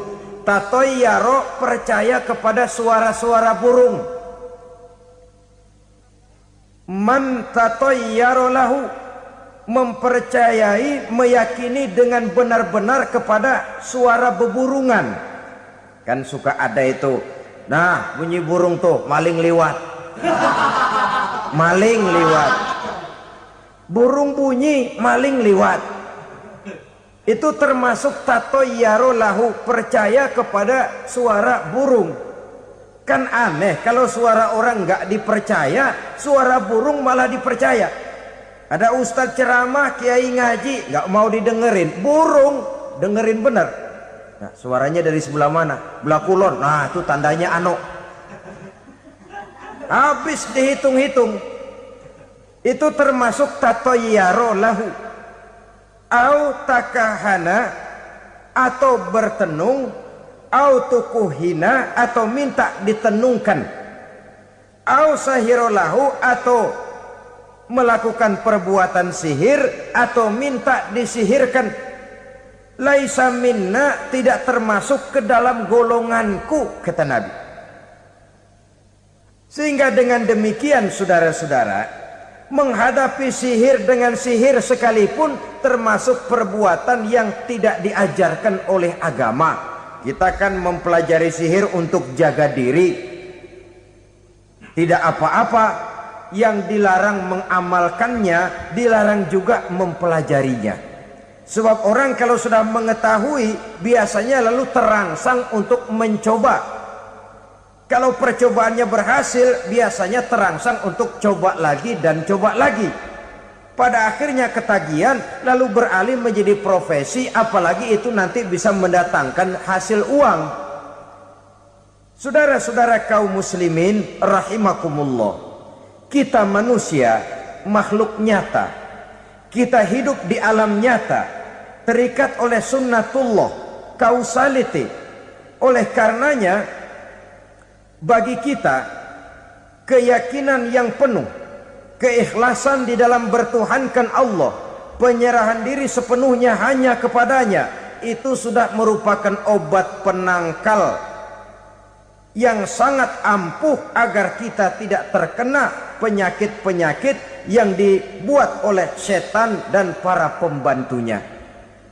Sehingga beberapa ayat Quran mengajarkan, misalnya a'udzu bikalimatillahi tammati min syarri ma khalaq, atau bismillazi la yadurru ma'asmihi syai'un fil ardi wala fis sama, dengan menyebut nama Allah yang tidak bisa mendatangkan bahaya sedikit pun, dari baik yang datang dari langit maupun yang datang dari bumi.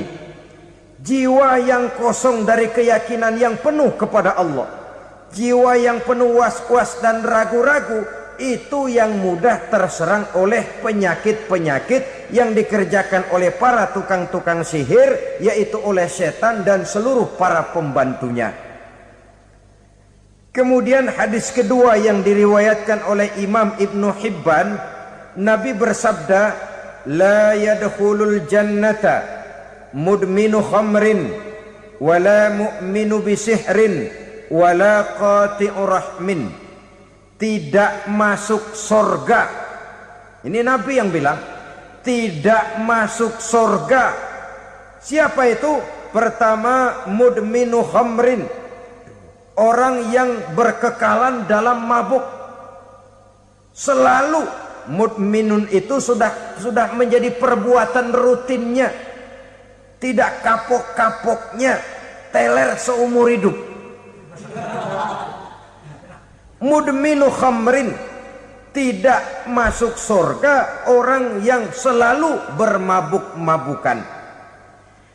Yang kedua, wala mu'minu bisihrin, orang mukmin tapi main sihir. Ini juga oleh Nabi diperingatkan, tidak akan masuk surga orang mukmin tapi suka main sihir. Wala qati'ur rahmin, dan tidak juga orang yang memutuskan silaturahmi. 3 macam manusia yang diperingatkan Nabi tidak akan masuk surga: orang yang selalu mabuk, orang mukmin yang main sihir, dan orang yang memutuskan silaturahmi. Saudara-saudara kaum muslimin rahimakumullah. Lalu orang berkata, kenapa dilarang kita bersihir padahal Rasul sendiri kan punya mukjizat? Nah, kita memang harus membedakan antara mukjizat dengan sihir. Dalam kehidupan agama kita kenal ada yang namanya mukjizat, ada yang namanya karomah atau keramat biasa diucapkan, ada yang namanya maunah, ada yang namanya irhas, ada juga yang namanya sihir. Kesemuanya ini berbeda, saudara-saudara. Yang dinamakan mukjizat itu khusus untuk para rasul saja. Satu kejadian luar biasa yang terjadi dilakukan oleh Rasul atas izin dari Allah Subhanahu wa ta'ala. Perbedaannya dengan sihir jelas. Sihir dari setan, mukjizat dari Allah. Sihir bisa dipelajari, mukjizat tidak. Sihir umumnya untuk maksud-maksud yang tidak baik, sedangkan mukjizat untuk memperkuat kebenaran yang disampaikan oleh para rasul dan ditentang oleh umatnya. Bahkan kafir Quraisy dahulu menganggap orang-orang ahli sihir itu berada dalam satu posisi yang hina, sehingga mereka mengatakan dan menuduh Nabi Muhammad sebagai tukang sihir. Tuduhan sebagai tukang sihir adalah tuduhan yang sangat aib dan hina. Di tengah masyarakat kufar jahiliyah, kedudukan tukang sihir dipandang sebagai kedudukan yang hina, sehingga mereka mengejek Nabi dengan sebutan tukang sihir. Jadi mukjizat hanya untuk Rasul saja. Kemudian karomah.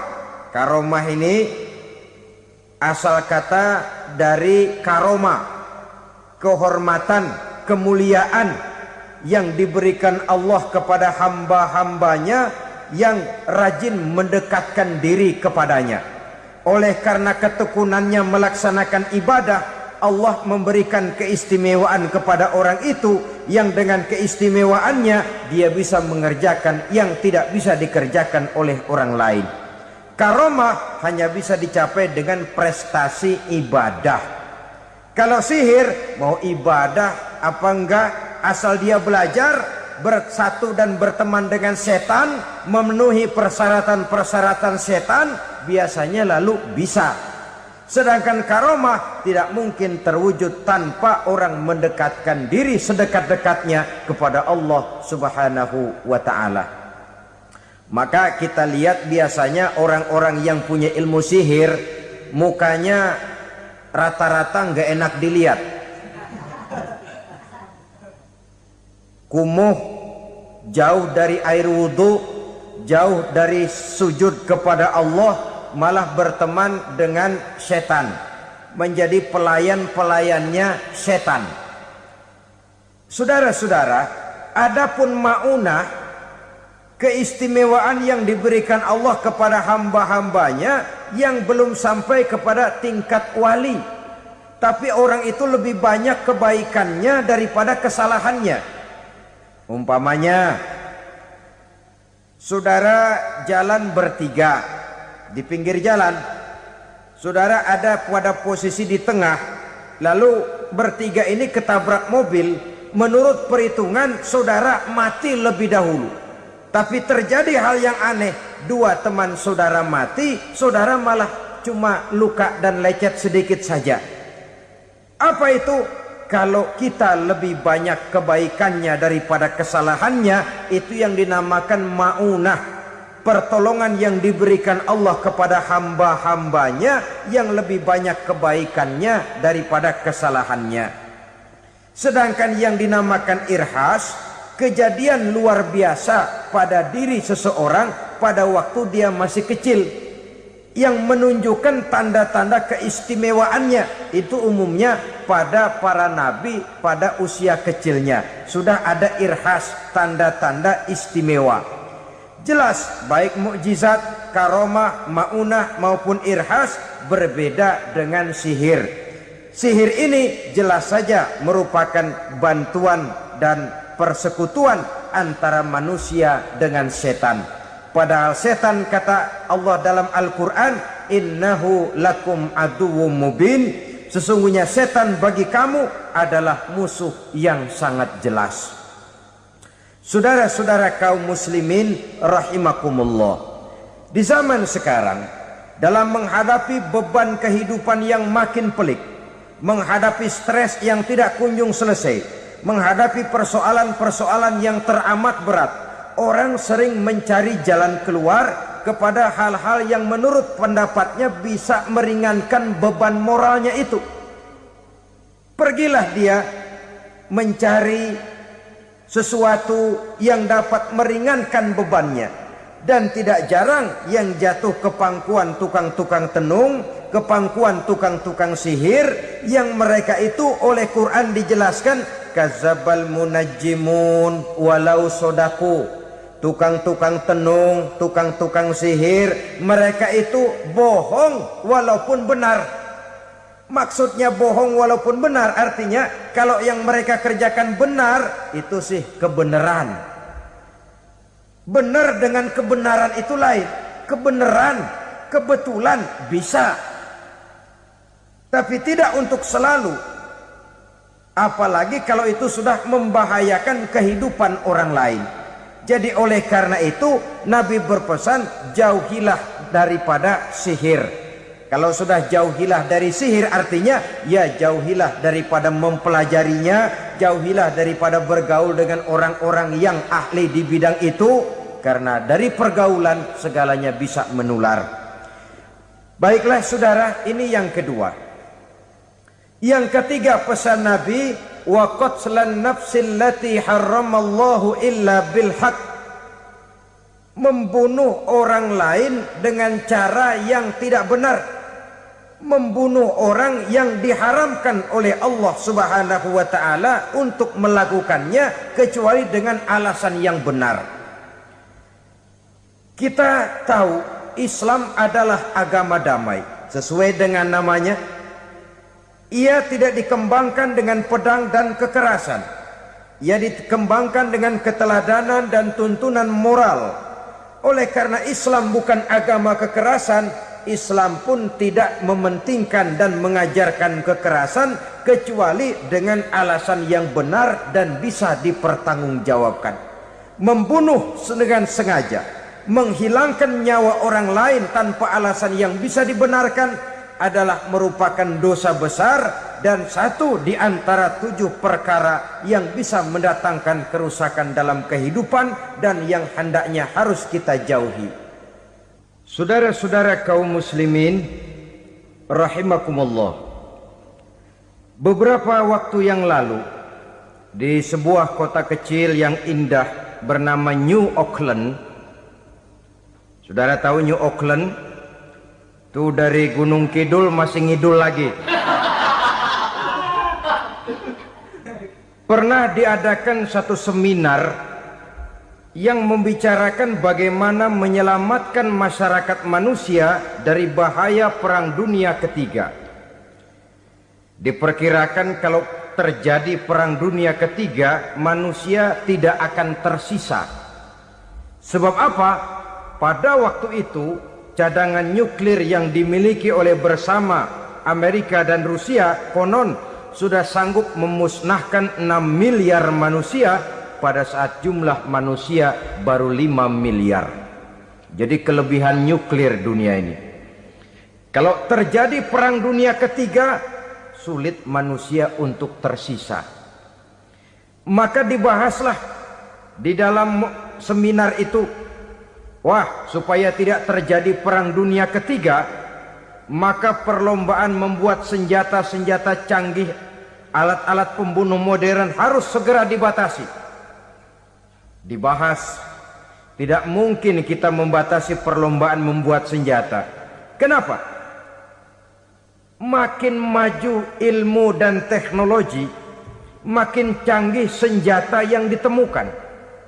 Atom sudah meningkat menjadi nuklir, nuklir sudah meningkat menjadi neutron, dan kita tahu bom yang bernama neutron ini bom yang cukup membunuh tanpa perlu merusak.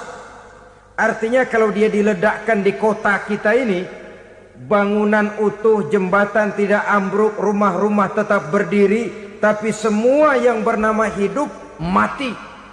Itu katanya lebih sopan dari bom atom. Sebab kalau si atom ini sudah membunuh, merusak pula. Neutron cukup membunuh saja tanpa perlu merusak. Jadi majunya senjata-senjata teknologi sebagai akibat yang logis dari kemajuan ilmu pengetahuan ini tidak bisa kita batasi. Dan memang sebenarnya yang bahaya bukan senjatanya, tapi manusia yang mengendalikan senjata itu. Mereka kembali kepada prinsip the man behind the gun. Bukan senjatanya yang bahaya, tapi manusia yang mengendalikan senjata itu yang bahaya. Walaupun senjatanya modern, katakanlah model M16 umpamanya, kalau yang mengendalikannya orang beriman, insya Allah aman. Tapi biar megang cuma senapan angin, kalau yang megang orang brutal, ngeri kita deket-deket. Apalagi kalau memang bukan ahlinya menggunakan senjata, bisa ngeker kaki kena jidat.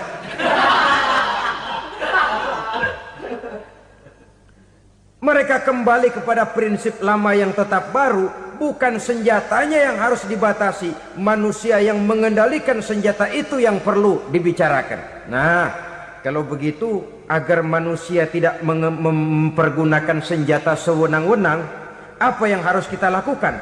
Ya, manusianya harus bermoral. Ya, tapi moral yang mana? Di dunia ini banyak ajaran tentang moral. Itu pun mudah saja. Di sini kan kita undang saja ahli dari berbagai agama untuk membicarakan konsep perdamaian menurut agamanya masing-masing. Baik, setuju itu, setuju.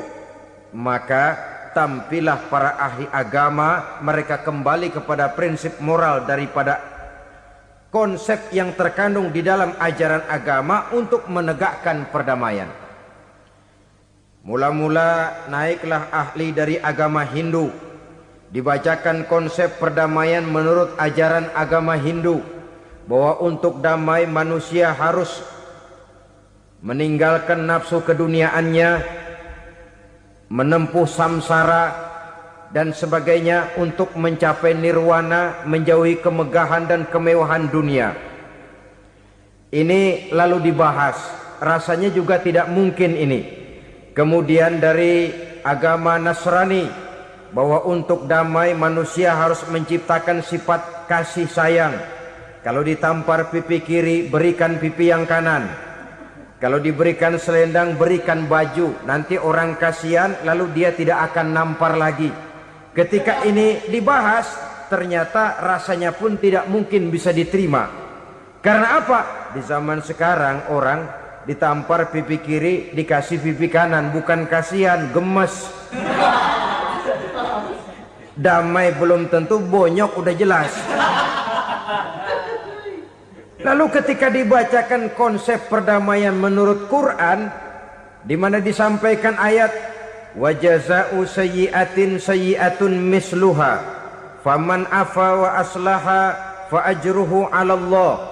Balasan terhadap satu kejahatan adalah kejahatan yang seimbang. Tetapi barang siapa yang memberi maaf dan mencari jalan damai, itulah yang terbaik dan akan mendapat pahala dari Allah Subhanahu wa taala. Kamu tidak salah ditampar pipi kirimu, tampar lagi pipi kirinya sekeras dia menampar pipi kirimu.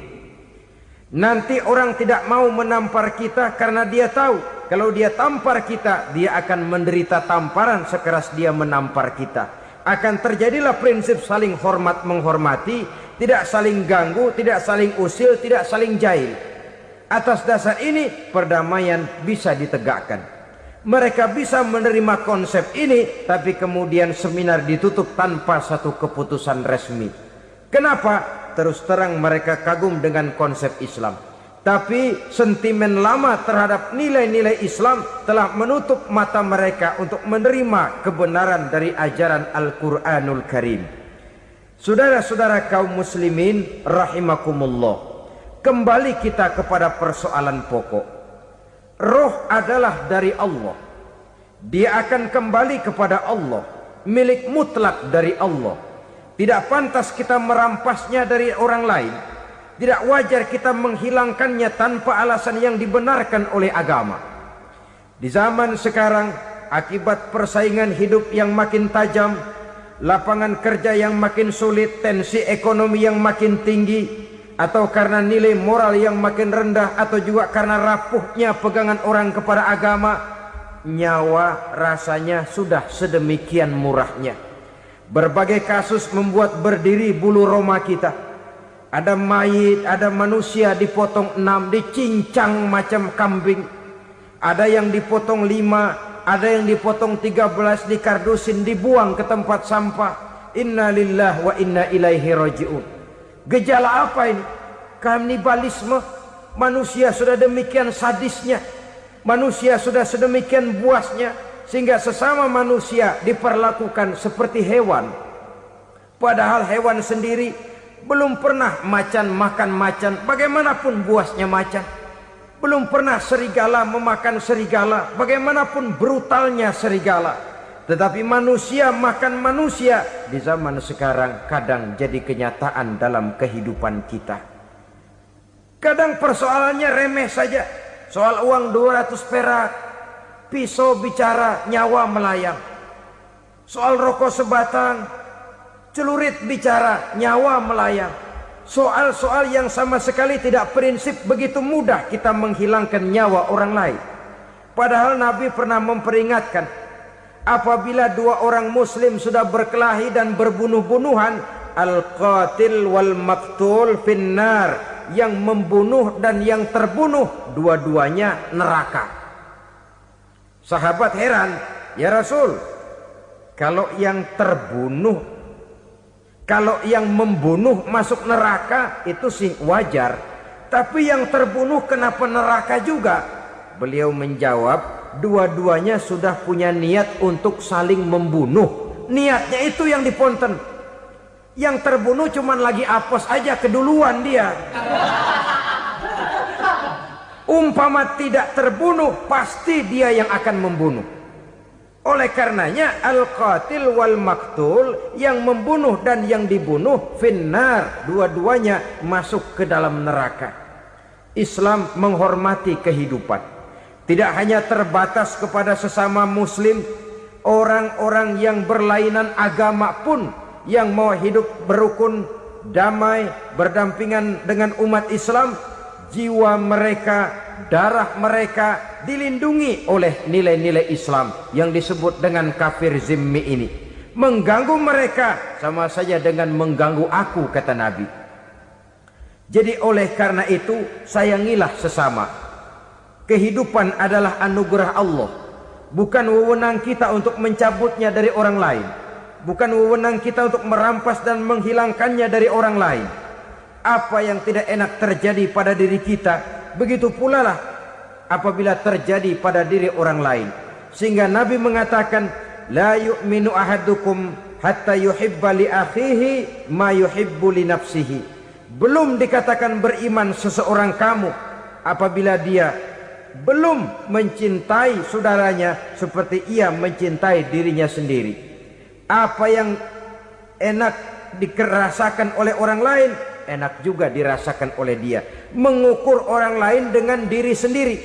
Kalau orang lain tanpa salah saya fitnah, kalau saya tanpa salah difitnah orang, enak apa enggak? Enggak, orang lain juga begitu. Kalau orang lain tanpa salah saya tempeleng kepalanya, enak apa tidak? Tidak. Orang lain juga begitu. Yang tidak enak terjadi pada diri kita, tentu tidak enak juga kalau terjadi pada orang lain. Mengukur orang lain dengan diri sendiri, sehingga tidak timbul sifat egois, tidak menari di atas bangkai orang lain, tidak mendirikan kebahagiaan di atas untayan air mata orang lain. Sehingga dengan demikian saudara-saudara, dia bisa menghormati kehidupan, menghormati orang lain sebagaimana dia ingin dihormati. Inilah perbuatan ketiga yang merusak, membunuh orang lain dengan yang diharamkan Allah tanpa alasan yang benar. Yang ketiga.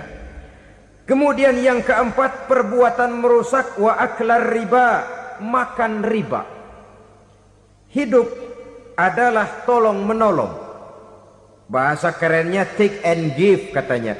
Saling memberi dan saling menerima. Nabi mengajarkan man kuraba kurbatan min kurabid dunia karaballahu lahu kurbatan min kurabi yaumal qiyamah wallahu fi aunil abdi madamal abdu fi auni akhihi.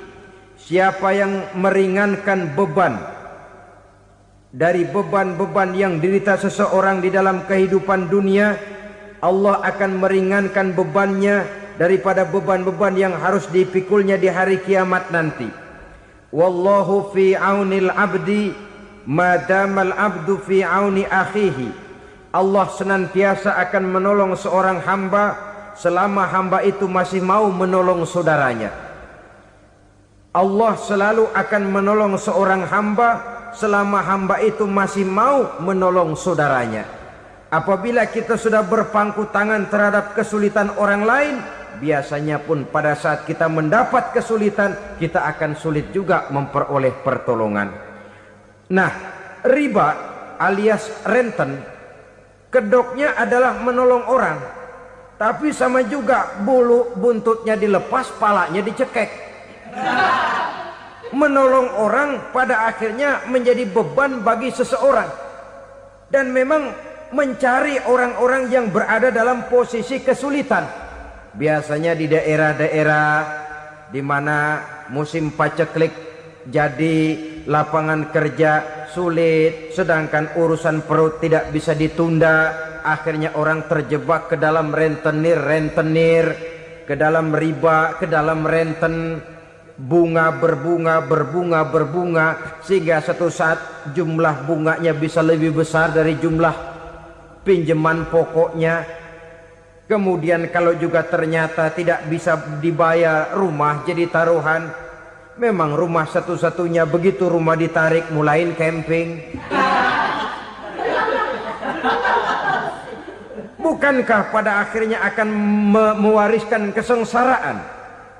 Oleh karena itu, kepada kita berusahalah jangan berhubungan dengan rentenir, jangan makan renten dan riba. Kepada mereka yang melaksanakan riba, walaupun mendatangkan keuntungan materi, tapi percayalah harta yang didapat dengan jalan riba tidak akan membawa keberkahan.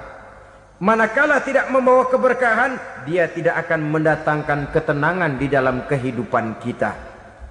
Oleh karenanya, memakan harta riba termasuk perbuatan yang merusak sendi-sendi kehidupan sosial, merusak kehidupan orang lain, merusak kehidupan masyarakat, tetangga, pergaulan dan sebagainya.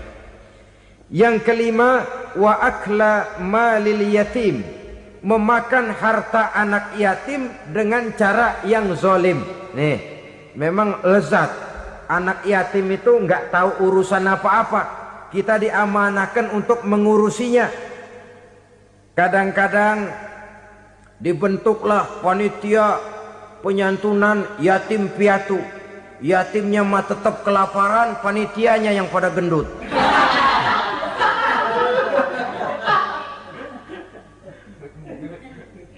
Padahal memakan harta anak yatim termasuk perbuatan dosa besar, dan menjantuni yatim merupakan perbuatan mulia. Nabi mengatakan, ana wa kafilul yatim kahataini yaumal qiyamah. Aku dan orang-orang yang menyantuni anak yatim seperti dua jari ini pada hari kiamat nanti. Dekat sekali. Jikalau ingin di hari akhir nanti dekat dengan Rasul, bersahabatlah dengan anak-anak yatim. Jadilah pengurus anak-anak yatim. Bangunlah panti-panti asuhan yatim. Pada saat bapak ibunya meninggal, kitalah yang menjadi orang tuanya. Bahkan sedemikian besar perhatian Islam terhadap anak-anak yatim ini, sehingga Quran memberikan peringatan, ara'aital ladzi yukadzibu bid-din fadzalikal ladzi yad'ul yatim wa la yahuddu ala ta'amil miskin. Tahukah kamu siapa orang yang mendustakan agama, beragama tapi dianggap dusta, salatnya dusta, puasanya dusta karena agamanya sudah berdusta.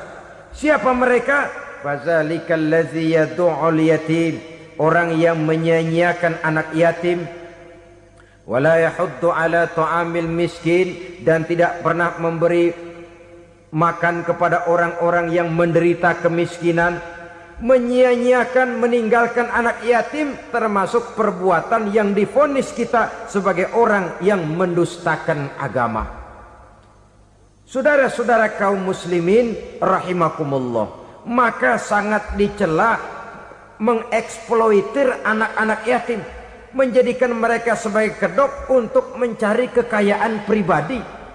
Tetapi jikalau ikhlas, ganjarannya sangat besar, nilai pahalanya sangat besar. Menyantuni yatim tidak hanya setahun sekali. Kalau Muharram pakai istilah lebaran yatim, dibentuklah panitia, diberilah beras, uang 45.000 rupiah, alhamdulillah. Tapi jangan lupa, si yatim tidak hidup cuma satu hari. Dia tidak hidup cuma di bulan Muharram saja. Dia hidup 12 bulan dalam setahun. Sebagaimana anak-anak yang lain, dia juga berhak punya masa depan. Dia juga berhak menikmati bangku sekolah. Dia berhak mengenyam arti dan makna pendidikan. Dia berhak membekali diri dengan ilmu dan pengetahuan, seperti halnya anak-anak yang lain. Maka kita yang diberikan keluasan oleh Allah, ingatlah itu, bersahabatlah dengan anak-anak yatim, santuni mereka. Perkara setahun sekali di bulan Muharram, alhamdulillah, itu bagus, bin Thayyib alias baik. Tapi tentu dan tentu sekali lagi, si yatim tidak hanya hidup di bulan Muharram. Dia hidup 12 bulan dalam setahun, 24 jam di dalam sehari. Oleh karenanya, menyia-nyiakan mereka pada saat posisi kita memang mampu akan memojokkan kita dalam satu posisi di mana kita dianggap sebagai orang yang mendustakan agama, memakan harta anak yatim dengan cara yang zolim. Bapaknya udah meninggal, kebunnya lebar, anaknya dikelecehin. Nah, dah kamu nggak usah pusing, nanti saya yang ngurus. Akhirnya bukan ngurus, nguras. Si yatim mungkin tidak tahu bahwa dia disia-siakan, haknya diambil, miliknya dizolimi. Tapi Allah yang akan membalasnya dengan seadil-adilnya. Maka makan harta anak yatim biasanya balasannya tokcer bin paten. Nggak banyak selang tempo itu, nggak percaya cobain dah. Nyobain aja kan nggak bayar, umpama memakan harta anak yatim dengan cara yang zolim, ganjarannya biasanya kontan. Kenapa? Ratapan si miskin, untayan air matanya, jeritan kepedihan hatinya, membuka pintu langit, permohonannya diijabah, getaran hatinya didengarkan oleh Allah, maka balasannya biasanya kontan, spontan, tidak menunggu waktu terlalu lama. Itu di dunia, belum lagi di akhirat nanti. Bukankah dalam riwayat Mi'raj diceritakan Nabi melihat di neraka itu orang perutnya sebesar rumah. La haula wala quwata. Itu perut kayak rumah, bagaimana jalannya tuh orang? Dan memang gak jalan, diseret-seret oleh malaikat di neraka itu. Hancur perutnya, amburadul itu perut. Berantakan isinya, dibulatkan lagi, diseret lagi, hancur lagi, dibulatkan lagi. Sampai Nabi tanya, orang itu begitu berat siksanya kenapa ya Jibril? Itu Muhammad, waktu di dunia dulu rakus banget makan harta anak yatim. Begitu vonisnya, begitu menyedihkan nasibnya di akhirat. Tapi di dunia pun ketidakberkahan itu sudah membayangi kehidupannya. Oleh karena itu, kepada saudara-saudara yang mendapat titipan anak yatim, berbahagialah, karena semulia-mulia rumah adalah rumah yang di dalamnya ada anak yatim yang disantuni. Sehina-hina rumah adalah rumah di mana di dalamnya ada anak yatim yang disia-siakan. Begitu kata Nabi kita. Rumah yang paling mulia dalam pandangan Allah, rumah yang di dalamnya ada anak yatim yang disantuni. Rumah yang paling hina dalam pandangan Allah, rumah yang di dalamnya ada anak yatim yang nasibnya disia-siakan. Berbahagialah saudara apabila menjadi penyantun anak-anak yatim, pelindung mereka, sehingga mereka mempunyai masa depan sebagaimana anak-anak lainnya. Rasulullah sendiri sedemikian peka terhadap keadaan anak-anak yatim karena beliau sendiri memang mengalami. Umur 6 bulan dalam kandungan ibu, beliau sudah ditinggalkan oleh ayahnya. Pada saat berusia 6 tahun ibu sudah meninggal. Yatim piatu dalam usia di mana beliau sedang perlu belas kasih seorang ibu dan pengertian seorang bapa. Kepekaan itu lalu timbul, bahkan kemudian sampai kepada beliau berkata, aku dan orang yang menyantuni anak yatim seperti jari tengah dan jari telunjuk di hari akhirat nanti. Sedemikian dekatnya. Baiklah ya, jadi yang kelima, memakan harta anak yatim. Jauhi karena ini perbuatan yang merusak.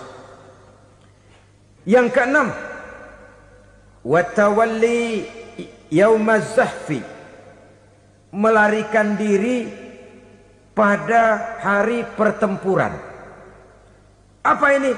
Khianat. Tidak konsekuen dengan konsep perjuangan. Pada mulanya keras benar teriak, berantas korupsi, ganyang korupsi. Cuma karena belum dapat giliran. Begitu dia naik dapat kesempatan, korupsinya lebih edan dari yang diteriakinya. Ini termasuk tawalli yaumaz zahfi, berpaling pada hari peperangan. Di saat menghadapi musuh, kalau belum kelihatan musuh, teriaknya nyaring bener. Jangan takut demi kebenaran sampai titik darah yang paling penghabisan. Musuh belum kelihatan. Begitu musuh sudah kelihatan, paling dulu lari ke belakang. Kalau diajak berjuang ada saja alasannya. Sehingga Quran memberikan peringatan kepada kita semua. Mengapa kamu ini berat? Kalau sudah diajak berjuang di jalan Allah, kakimu seperti terhunjam berakar di perut bumi. Berat untuk melangkah berjuang. Lari dari pertempuran tidak konsekuen dengan konsepsi perjuangan. Mau enaknya saja. Dalam kondisi yang sulit lalu berpangku tangan. Ini termasuk ciri munafik yang di dalam Al-Quran disindir dengan bahasa kullama adha'a lahum masyaufi wa iza azlama alaihim qamu. Waktu terang mereka jalan, giliran gelap mereka mandek. Artinya maksudnya kalau giliran ada untungnya aja rame-rame teriak Islam. Tapi begitu diminta berjuang, dituntut berkorban, rame-rame mundur. Waktu dilihat di Islam ada untungnya, rame-rame teriak Islam. Pak, saya Islam banget, Pak. KTP saya Islam, Pak. Pokoknya Islam banget dah. Tapi ketika diminta berjuang, dituntut sedikit berkorban, rame-rame mengundurkan diri. Tahun 65 PKI berontak. Waduh, waktu itu jadi orang Islam untung itu. Nggak dikejar-kejar, aman. Masjid rame, mobil-mobil mewah parkir di depan musola dan masjid. Kenapa? Waktu itu asal udah ke masjid aman. Islam selamat, untung. Tapi begitu keadaan aman, yang parkir di musola sepeda butut melulu.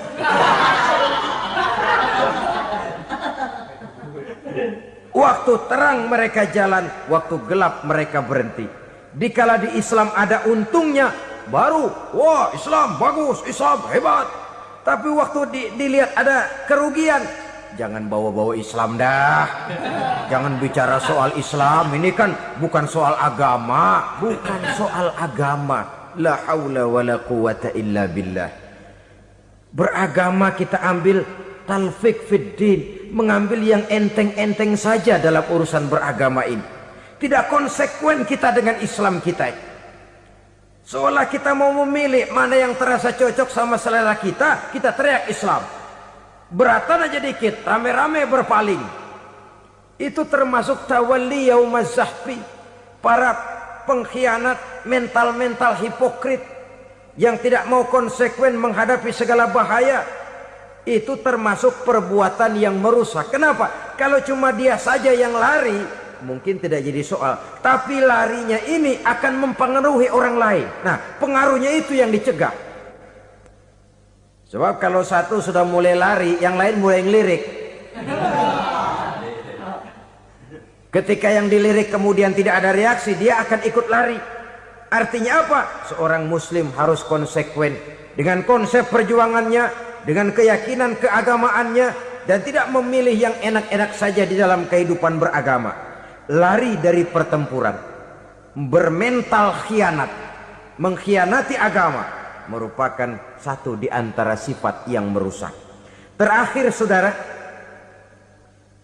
wa qazfal muhsanatil ghafilatil mu'minat, menuduh perempuan baik-baik yang tidak tahu menau tentang tuduhan yang dituduhkan kepadanya, menuduh perempuan mukmin yang baik-baik yang tidak tahu menau tentang tuduhan yang dilakukan kepadanya.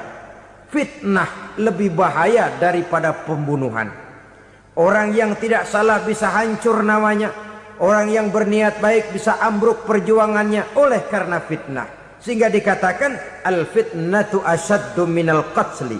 Fitnah lebih bahaya daripada pembunuhan. Maka memfitnah ini termasuk satu dosa di antara 7 hal merusak yang harus kita jauhi semampu kita, semampu-mampunya. Mengupayakan sebisa-bisanya jangan sampai terjebak ke dalam hal yang demikian. Nah, saudara-saudara, inilah saja pertemuan kali ini. Mudah-mudahan ada manfaatnya. Semoga Allah memberikan kekuatan zahir dan batin kepada kita untuk bisa menjauhi 7 perkara yang merusak ini. Selalu berusaha menyimpan sesuatu yang bisa membawa manfaat, baik untuk dirinya, untuk anak cucunya, maupun untuk keluarganya, untuk masa kini dan masa depannya. Kadang simpanan itu berbentuk uang, kadang berupa tanah, lain saat berbentuk pabrik, dan lain sebagainya. Sementara masa depan yang paling pasti adalah akhirat. Jika untuk masa depan dunia kita rela memeras keringat, membanting tulang, pergi pagi dan pulang petang, menyimpan uang, menyimpan tanah, menyimpan pabrik, pernahkah kita merenung jika satu saat kiamat datang, kita dibangkitkan dari kubur masing-masing, berdiri di padang mahsyar untuk mempertanggungjawabkan seluruh kegiatan hidup kita di dunia ini? Lalu kita akan menuju ke alam akhirat. Sudahkah kita mempunyai simpanan untuk akhirat kita? Pada pertemuan kali ini saya ingin menyampaikan sebuah hadis di mana Rasulullah sallallahu alaihi wasallam bersabda, arba'un min kanzil jannah. simpanan sorga ada 4 macam. Yang pertama, ikhfa'us sadaqah,